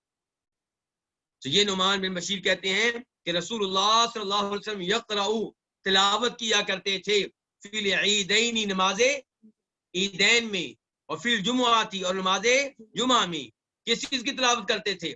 بسبح اسم ربک الاعلی، سورہ سبح اسم ربک الاعلی کی، وہل اتاک حدیث الغاشیہ، اور سورہ حل اتاک حدیث الغاشیہ کی۔ پہلی رکعت میں سورہ فاتحہ کے بعد پڑھتے تھے سورہ اعلی، اور دوسری رکعت میں سورہ فاتحہ کے بعد پڑھتے تھے سورہ غاشیہ۔ یہ کس نماز کی بات ہو رہی ہے؟ نماز عیدین کی بھی اور نماز جمعہ کی بھی۔ قال، وہ کہتے ہیں کون؟ نعمان بن بشیر، وَإِذَا اجْتَمَعَ الْعِيدُ وَالْجُمُعَةُ فِي يَوْمٍ وَاحِدٍ، اور جب عید اور جمعہ اکٹھے ہو جاتے ایک ہی دن میں، یعنی کہ عید آتی کس دن؟ جمعہ کے دن، یقرأ بہما، تو آپ ان دونوں کی تلاوت کرتے تھے۔ کن دونوں کی؟ تو آپ انہی 2 صورتوں کی تلاوت کرتے تھے، فی الصلاتین، دونوں نمازوں میں۔ اس دن بھی آپ دونوں نمازوں میں ان 2 صورتوں کی تلاوت کرتے تھے۔ جمعہ کے دن اگر عید آ جاتی تو اس دن بھی آپ ان 2 نمازوں میں انہی 2 صورتوں کی تلاوت کرتے، ان کے پہلے عید پڑھی ہے تو یہ 2 صورتیں پڑھی ہیں، اسی دن نماز جمعہ پڑھا رہے ہیں پھر یہی 2 صورتیں۔ اب یہاں پہ میں ایک اور مسئلے کی طرف بھی اشارہ کروں گا، وہ کیا کہ اگر عید آ جائے جمعہ کے دن تو کیا نماز جمعہ معاف ہو جائے گی؟ جمہور علماء کرام کا موقف یہ ہے کہ نماز جمعہ معاف نہیں ہوگی، نماز عید بھی واجب اور نماز جمعہ بھی واجب۔ یہ ان علماء کرام کی بات کر رہا ہوں جو نماز عید کو واجب مانتے ہیں، اور صحیح بات یہ کہ نماز عید کیا ہے؟ واجب ہے۔ اور کچھ علماء کرام کا موقف یہ ہے کہ نماز عید جب پڑھ لی گئی تو اب نماز جمعہ پڑھنا واجب نہیں ہے، افضل ہے۔ نماز جمعہ پڑھیں گے تو افضل ہے، نہیں پڑھیں گے تو آپ کو رخصت ہے، آپ نماز جمعہ کی جگہ پہ زور کی چال رکھتے پڑھیں۔ اب صحیح موقف کیا ہے؟ صحیح موقف یہ ہے کہ نماز اگر عید جمعہ کے دن آئے تو نماز جمعہ ساقط ہو جائے گی، اس میں رخصت مل جائے گی، یہ واجب نہیں رہے گی، یہ کیا ہو جائے گی؟ یہ افضل اور مستحب رہے گی، واجب نہیں رہے گی۔ اگر آپ نماز عید کے بعد نماز جمعہ بھی پڑھتے ہیں تو بڑی اچھی بات ہے، لیکن ضروری نہیں ہے۔ دلائل ابو داؤد شریف کی احادیث ہیں، 2-3 احادیث ہیں، اور سب وہ احادیث ہیں جن کو شیخ البانی رحمہ اللہ نے اور دیگر کئی ائمہ محدثین نے صحیح قرار دیا ہے، ان کے وہ ثابت ہیں۔ اور ایسا عبداللہ بن زبیر سے بھی ثابت ہے، انہوں نے بھی ایسے ہی کیا تھا اپنے زمانے میں جب وہ حکمران تھے، انہوں نے نماز عید پڑھائی اور نماز جمعہ کے لیے لوگ آئے لیکن وہ نماز جمعہ پڑھانے کے لیے نہیں آئے۔ یہ بات بتائی گئی جناب عبداللہ بن عباس کو، انہوں نے کہا کہ جو عبداللہ بن زبیر نے کیا ہے عین سنت کے مطابق۔ اور جناب زید بن ارقم بھی یہ حدیث بیان کر چکے ہیں جب ان سے جناب معاویہ نے پوچھا تھا۔ جناب معاویہ نے، جو ہمارے خلیفہ نمبر کون سے ہیں؟ 5ویں نہیں ہے، 6ٹھے خلیفہ ہیں۔ 5ویں کون ہے؟ جناب حسن ہے، جناب علی کے بیٹے، 6 مہینے وہ رہے ہیں خلیفہ۔ انہوں نے جب دستبرداری کا اعلان کیا جناب امیر معاویہ کے حق میں، پھر جناب امیر معاویہ خلیفہ بنے۔ اس سے پہلے وہ اپنے علاقے میں حکمران تھے لیکن خلیفہ نہیں تھے۔ خلافت کا آغاز اس وقت ہوتا ہے جب جناب حسن نے ان کے حق میں دستبرداری۔ تو جناب امیر معاویہ 6ٹھے خلیفہ تھے، انہوں نے زید بن ارقم سے سوال کیا کہ نبی علیہ السلام کے زمانے میں جب عید اور جمعہ ایک ہو جاتے تھے تو آپ کیا کرتے تھے؟ تو انہوں نے کہا کہ اللہ کے رسول رخصت دیا کرتے تھے، لیکن امام کو کوشش کرنی چاہیے کہ وہ نماز عید بھی پڑھائے اور جمعہ بھی پڑھائے جیسے کہ اللہ کے رسول کرتے تھے۔ یہ حدیث سے یہی پتا چلا نا کہ نعمان بن بشیر کہتے ہیں کہ جب عید اور جمعہ اکٹھے ہو جاتے فی یوم واحد، ایک ہی دن میں، یقرأ بہما، آپ انہی 2 صورتوں کی تلاوت کیا کرتے تھے ان 2 نمازوں میں بھی، یعنی کہ جب یہ دونوں جمع ہو جاتی نمازیں ایک دن میں پھر بھی آپ ایسا کرتے تھے۔ اس کے بعد باب نمبر 9، باب ما یقرأ فی فجر الجمعاتی، کس کی تلاوت کی جائے گی جمعہ کے دن کی فجر کی نماز میں؟ کس صورت کی، کس چیز کی تلاوت کی جائے گی جمعہ کے دن کی نماز فجر میں؟ حدیث نمبر 555 میم۔ اس حدیث کو اپنی کتاب میں جگہ دینے والے کون سے امام؟ امام مسلم۔ عن ابن عباس ان النبی صلی اللہ علیہ وسلم کان یقرأ فی صلاة الفجر یوم الجمعہ الف لام میم تنزیل السجدہ وهل اتى على الانسان حين من الدهر۔ جناب عبداللہ ابن عباس سے روایت ہے، بے شک نبی علیہ الصلوۃ والسلام فجر کی نماز میں جمعہ کے دن تلاوت کیا کرتے تھے الف لام میم تنزیل سجدہ کی اور هل اتى على الانسان حين من الدهر کی، یعنی کہ آپ جمعہ کے دن فجر کی نماز میں پہلی رکعت میں سورہ فاتحہ کے بعد کیا پڑھتے تھے؟ الف لام میم تنزیل۔ لیکن الف لام میم تنزیل تو اور صورتیں بھی ہیں، یعنی کہ وہ اور صورتیں، کئی صورتیں ہیں جن کے شروع میں آتا ہے الف لام میم تنزیل۔ تو یہاں پہ وضاحت کے میں عباس نے الف لام میم تنزیل وہ جس میں سجدہ تلاوت آتا ہے، جس کو ہم اردو والے کیا کہتے ہیں؟ سورہ سجدہ۔ وحل اتى، اور دوسری رکعت میں آپ سورہ فاتحہ کے بعد کیا پڑھتے تھے؟ حل اتى على الانسان حين من الدهر۔ یہ وہ صورت ہے جس کے 2 نام ہیں، ایک سورہ دار اور ایک سورہ انسان۔ وأن النبي صلی اللہ علیہ وسلم كان يقرأ في صلاة الجمعة سورة الجمعة والمنافقين، اور بے شک نبی صلی اللہ علیہ وسلم نماز جمعہ میں تلاوت کیا کرتے تھے سورہ جمعہ کی اور سورہ منافقین کی۔ تو اب اس حدیث سے ایک مسئلہ تو یہ معلوم ہوا کہ جمعہ کے دن نماز فجر میں آپ پہلی رکعت میں سورہ سجدہ کی تلاوت کرتے تھے سورہ فاتحہ کے بعد، اور دوسری رکعت میں سورہ فاتحہ کے بعد تلاوت کرتے تھے سورہ دہر کی، اور جمعہ کی نماز میں پہلی رکعت میں آپ پڑھتے تھے سورہ جمعہ اور دوسری میں سورہ، اچھا پچھلی حدیث میں تو آیا تھا کہ آپ پڑھتے تھے سورہ اعلیٰ سورہ غاشیہ، یہاں پہ آ گیا سورہ جمعہ اور سورہ منافقین۔ اب ایک حدیث میں کچھ اور آیا، دوسری حدیث میں کچھ اور آیا۔ اب جس کے ذہن میں شکوک و شبہات ہوں گے حدیث کے بارے میں وہ اعتراض کر دے گا، اس لیے اللہ تعالیٰ سے ہدایت مانگنی چاہیے، اللہ تعالیٰ سے دعا کرنی چاہیے کہ اللہ فتنوں سے شکوک و شبہات سے محفوظ رکھے، اللہ سے دعا کرنی چاہیے ربنا لا تزغ قلوبنا بعد اذ ہدیتنا وہب لنا من لدنک رحمہ انک انت الوہاب۔ جس کا دل صاف ہوگا اس کے لیے یہ حدیث مسئلہ نہیں ہے۔ نعمان بن بشیر نے جب آپ کے پیچھے جمعے پڑے، جو صورتیں سنی ان میں سے جو ان کو یاد رہ گیا انہوں نے بیان کر دیا۔ انہوں نے عام طور پہ آپ کو دیکھا کہ آپ تلاوت کرتے تھے سورہ اعلیٰ کی، غاشیہ کی، انہوں نے یہ بیان کر دیا۔ عبداللہ ابن عباس نے آپ کے پیچھے جمعہ پڑھا تو انہوں نے دیکھا کہ آپ نے سورہ جمعہ منافقین کی تلاوت کی، انہوں نے یہ بیان کر دیا، وہ بھی صحیح یہ بھی صحیح۔ آپ نے کی نماز جمعہ کوئی ایک تو نہیں ہے، آپ نے اپنی زندگی میں کتنے ہی جمعے پڑھائے ہیں، تو کبھی وہ کیا کبھی آپ نے یہ کیا، وہ بھی صحیح یہ بھی صحیح۔ یہ طریقہ ہوتا ہے احادیث کو لینے کا، جب دل صاف ہو، جب اللہ کے رسول پہ کیا ہو، ایمان اور یقین ہو صلی اللہ علیہ وسلم۔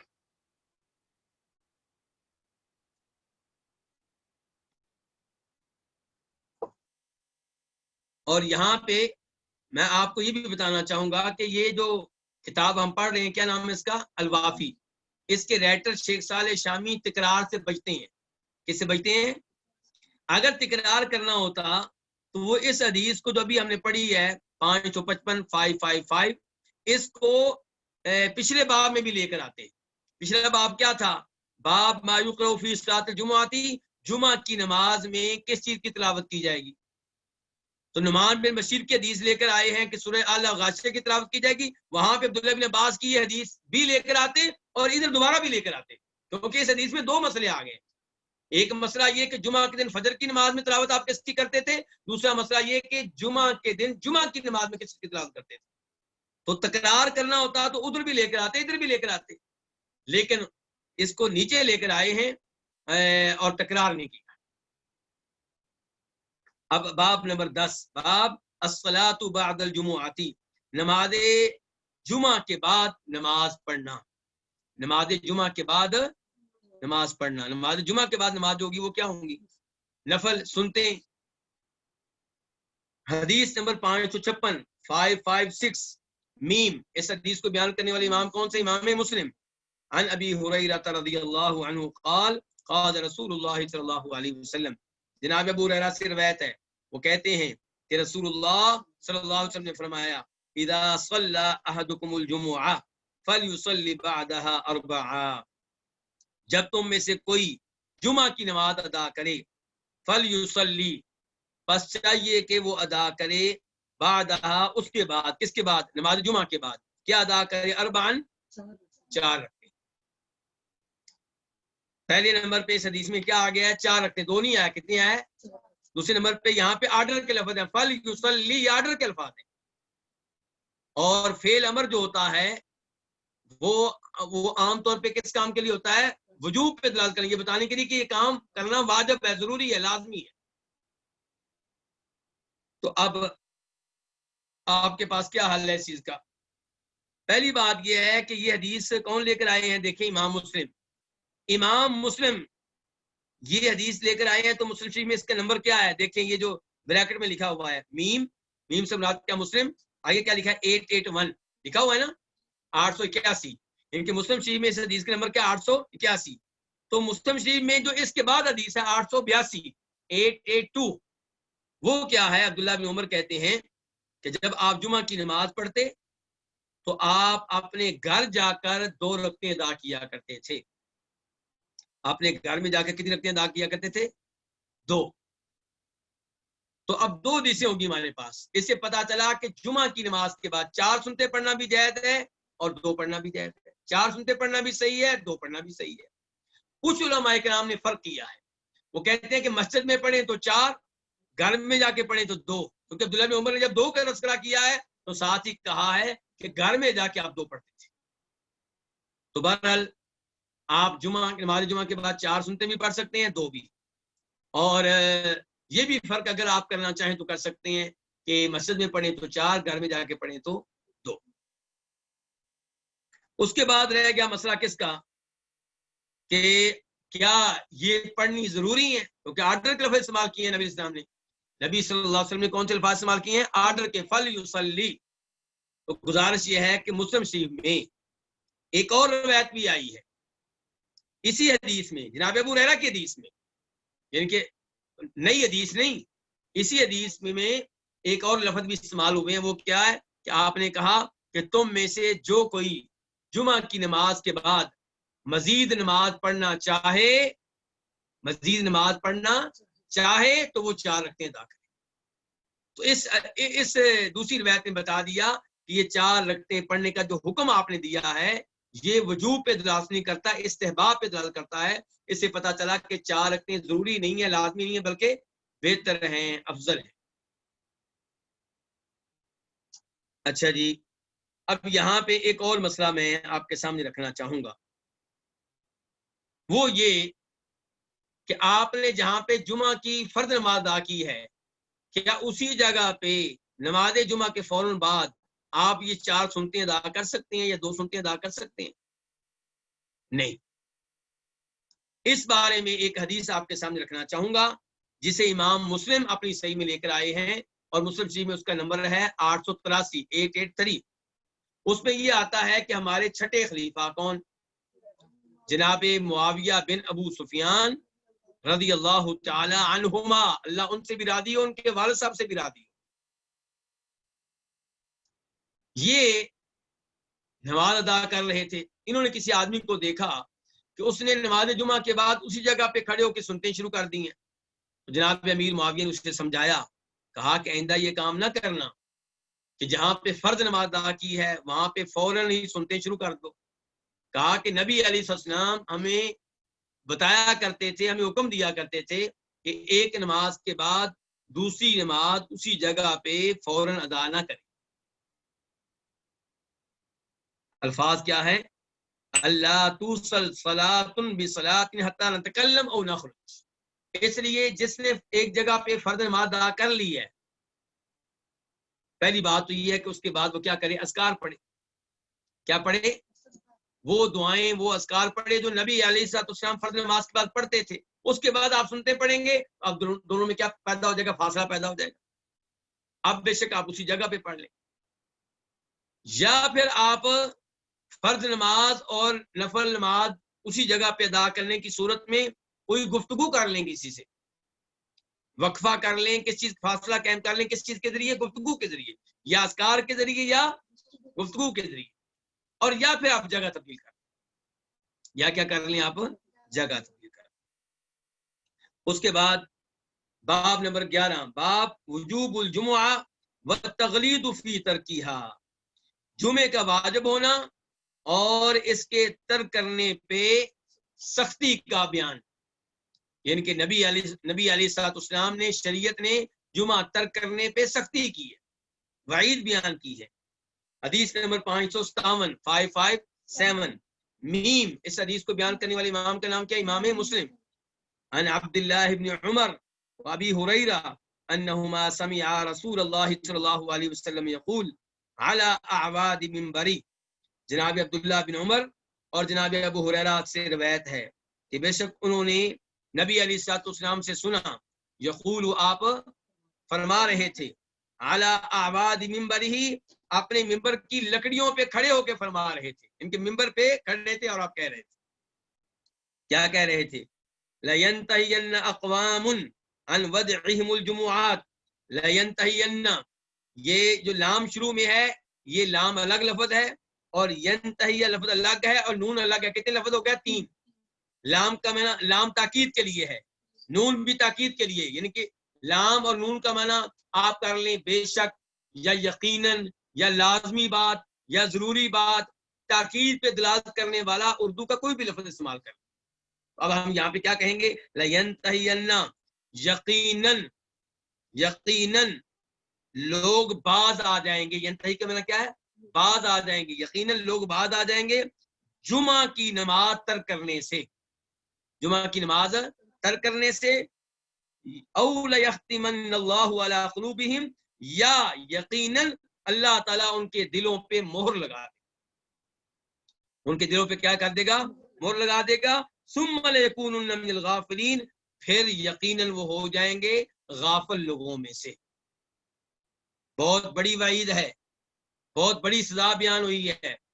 آپ نے وہ حدیث سنی ہوگی کہ جب انسان ایک گناہ کرتا ہے تو اس کے دل میں سیاہ نقطہ لگ جاتا ہے، توبہ کر لے تو نقطہ صاف ہو جاتا ہے، مٹ جاتا ہے، اور اگر وہ گناہ دوبارہ کرے تو ایک اور نقطہ، پھر کرے تو ایک اور نقطہ، حتیٰ کہ گناہ مسلسل کرنے سے اس کا دل کالا سیاہ ہو جاتا ہے، اس کے اوپر زنگ لگ جاتا ہے. پھر اس کے اوپر قرآن اثر نہیں کرتا، احادیث اثر نہیں کرتی، وہ نیکی کو نیکی سمجھنا چھوڑ دیتا ہے، برائی کو برائی سمجھنا چھوڑ دیتا ہے. دل نے کام کرنا چھوڑ دیا، دل نے کام کرنا چھوڑ دیا. اب اس کی روح مر جائے گی. جیسے دل جو ہے ظاہری طور پہ کام کرنا چھوڑ دے تو انسان مر جاتا ہے، اور جب دل روحانی طور پہ کام کرنا چھوڑ دے تو روح مر جاتی ہے. تو یہ ہے وہ اللہ تعالیٰ مور لگا دیتے ہیں، اور یہ مور حقیقی ہے. کئی لوگ اس کی تعویل کرتے ہیں، اللہ ان کو ہدایت دے. اللہ نے کہہ دیا دلوں پہ مور لگاتا ہے اللہ، ہمارا ایمان اللہ دلوں پہ مور لگاتا ہے. کیسے کس طرح ہمیں نہیں پتا. تو یہ حدیث ہم اس سے فارغ ہوئے. اس کے بعد ہم بڑھتے ہیں حدیث نمبر 558. یہ آج کے یعنی کہ اس فصل کی آخری حدیث ہے، اس لیے ہو سکتا ہے میں آپ کے 1-2 منٹ لے لوں. اس حدیث کو روایت کرنے والی امام کون ہے؟ امام مسلم. عن عبداللہ بن مسعود، جناب عبداللہ بن مسعود رضی اللہ عنہ سے روایت ہے، ان النبی صلی اللہ علیہ وسلم قال، بے شک نبی صلی اللہ علیہ وسلم نے فرمایا، لقوم، ان لوگوں کے بارے میں، یتخلفون عن الجمعاتی، جو نماز جمعہ سے پیچھے رہتے ہیں، نماز جمعہ میں حاضر نہیں ہوتے. کیا فرمایا؟ لقد ہممت، البتہ تحقیق میں نے کیا کیا ہے؟ ارادہ کیا، قصد کیا، کہ ان امر رجلا، کہ میں کسی آدمی کو حکم دوں، یصلی بالناس، جو لوگوں کو کیا پڑھائے؟ نماز. کون سی نماز؟ نماز جمعہ. ثم احرق علی رجال یتخلفون، پھر میں ان لوگوں کو آگ لگا دوں، یتخلفون، جو پیچھے رہ جاتے ہیں کس سے؟ عن الجمعتی، نماز جمعہ سے. ان لوگوں کو آگ لگا دوں، اس کا مطلب کیا ہے؟ آپ نے کہا بیوتہم، یعنی کہ ان کے گھروں کو آگ، ان کے گھروں کو آگ لگا دوں. اس سے آپ اندازہ کر سکتے ہیں کہ نماز جمعہ میں حاضر نہ ہونا کتنا بڑا جرم ہے. اور ابو داؤد شریف کی ایک حدیث آپ کے سامنے رکھنا چاہوں گا. آپ نے فرمایا جو 3 جمعے چھوڑ دے سستی کی وجہ سے، اللہ تعالیٰ اس کے دل پہ مہر لگا. یہ جو آیت ابھی حدیث ہم نے پڑھی تھی نا 557، اس میں آیت اللہ تعالیٰ مہر لگا دیتے ہیں جمعہ چھوڑنے کی وجہ سے. ابو داؤد شریف میں وضاحت آ گئی، کتنے جمعے مسلسل آپ چھوڑ دیں؟ 3، تو اللہ تعالیٰ آپ کے دل پہ کیا لگا دیں گے؟ مہر لگا دیں گے. اور یہ حدیث ابھی آپ دیکھنے کی کتنی شدید ہے کہ آپ کہتے ہیں کہ میں نے قصد کیا کہ میں کسی آدمی کو حکم دوں کہ میری جگہ پہ وہ نماز پڑھائے، اور پھر میں ان لوگوں کو آگ لگا دوں جو نماز جمعہ سے حاضر ہوئے ہیں، ان کے گھروں کو آگ لگا دوں. لیکن آپ نے یہ کام نہیں کیا. کیوں؟ کیونکہ گھروں میں عورتیں بھی ہوتی ہیں جن پہ نماز جمعہ واجب نہیں ہے، بچے ہوتے ہیں جن پہ نماز جمعہ واجب نہیں ہے، غلام ہوتے ہیں جن پہ نماز جمعہ واجب نہیں ہے. اور پھر یہ بھی ہے کہ آگ کا عذاب یہ کس کا حق ہے؟ اللہ کا. مخلوق کو یہ حق نہیں ہے کہ کسی دوسرے انسان کو عذاب دے آگ کے ذریعے. آگ کا عذاب دینے کی اجازت کسی حکومت کو نہیں ہے، کسی حکمران کو نہیں ہے، کسی کو بھی. تو بہرحال اس سے اندازہ ہو گیا نماز جمعہ کا معاملہ کتنا شدید ہے. اللہ رب العزت سے دعا ہے کہ اللہ تعالیٰ ہمیں نماز جمعہ کا اہتمام کرنے کی توفیق دے، بجائے اس کے کہ یہ حدیثیں ہمارے اوپر منطبق ہوں، ہم اس حدیث کا حصہ بنیں جس میں آتا ہے جو پہلی گھڑی میں جاتا ہے اسے ایسے ثواب ملتا ہے گویا کہ اس نے اللہ کی راہ میں اونٹ قربان کیا ہے، دوسری گھڑی میں جائے تو گویا کہ اس نے گائے قربان کی ہے، تیسری گھڑی میں جائے تو گویا کہ اس نے سینگوں والا مینڈا قربان کیا ہے، اور چوتھی گھڑی میں جائے تو گویا کہ اس نے مرغی قربان کی ہے، اور چوتھی گھڑی میں جائے پانچویں گھڑی میں جائے تو گویا کہ اس نے انڈا دیا ہے۔ اللہ تعالیٰ ہمیں ثواب لینے والوں میں سے بنائے، اللہ تعالیٰ ہمیں ان میں سے نہ بنائے جو اللہ کی ناراضگی مول لیتے ہیں۔ اللہ تعالیٰ ہمارے دلوں کو زندہ دل رکھے، قلب سلیم بنائے، اور ان میں سے نہ بنائے جن کے دلوں پہ مہر لگ جاتی ہے اور پھر ان کے اوپر قرآن کی آیات اور نبی علیہ الصلوۃ والسلام کی حدیث اثر نہیں کرتی۔ وآخر دعوانا ان الحمد للہ رب العالمین۔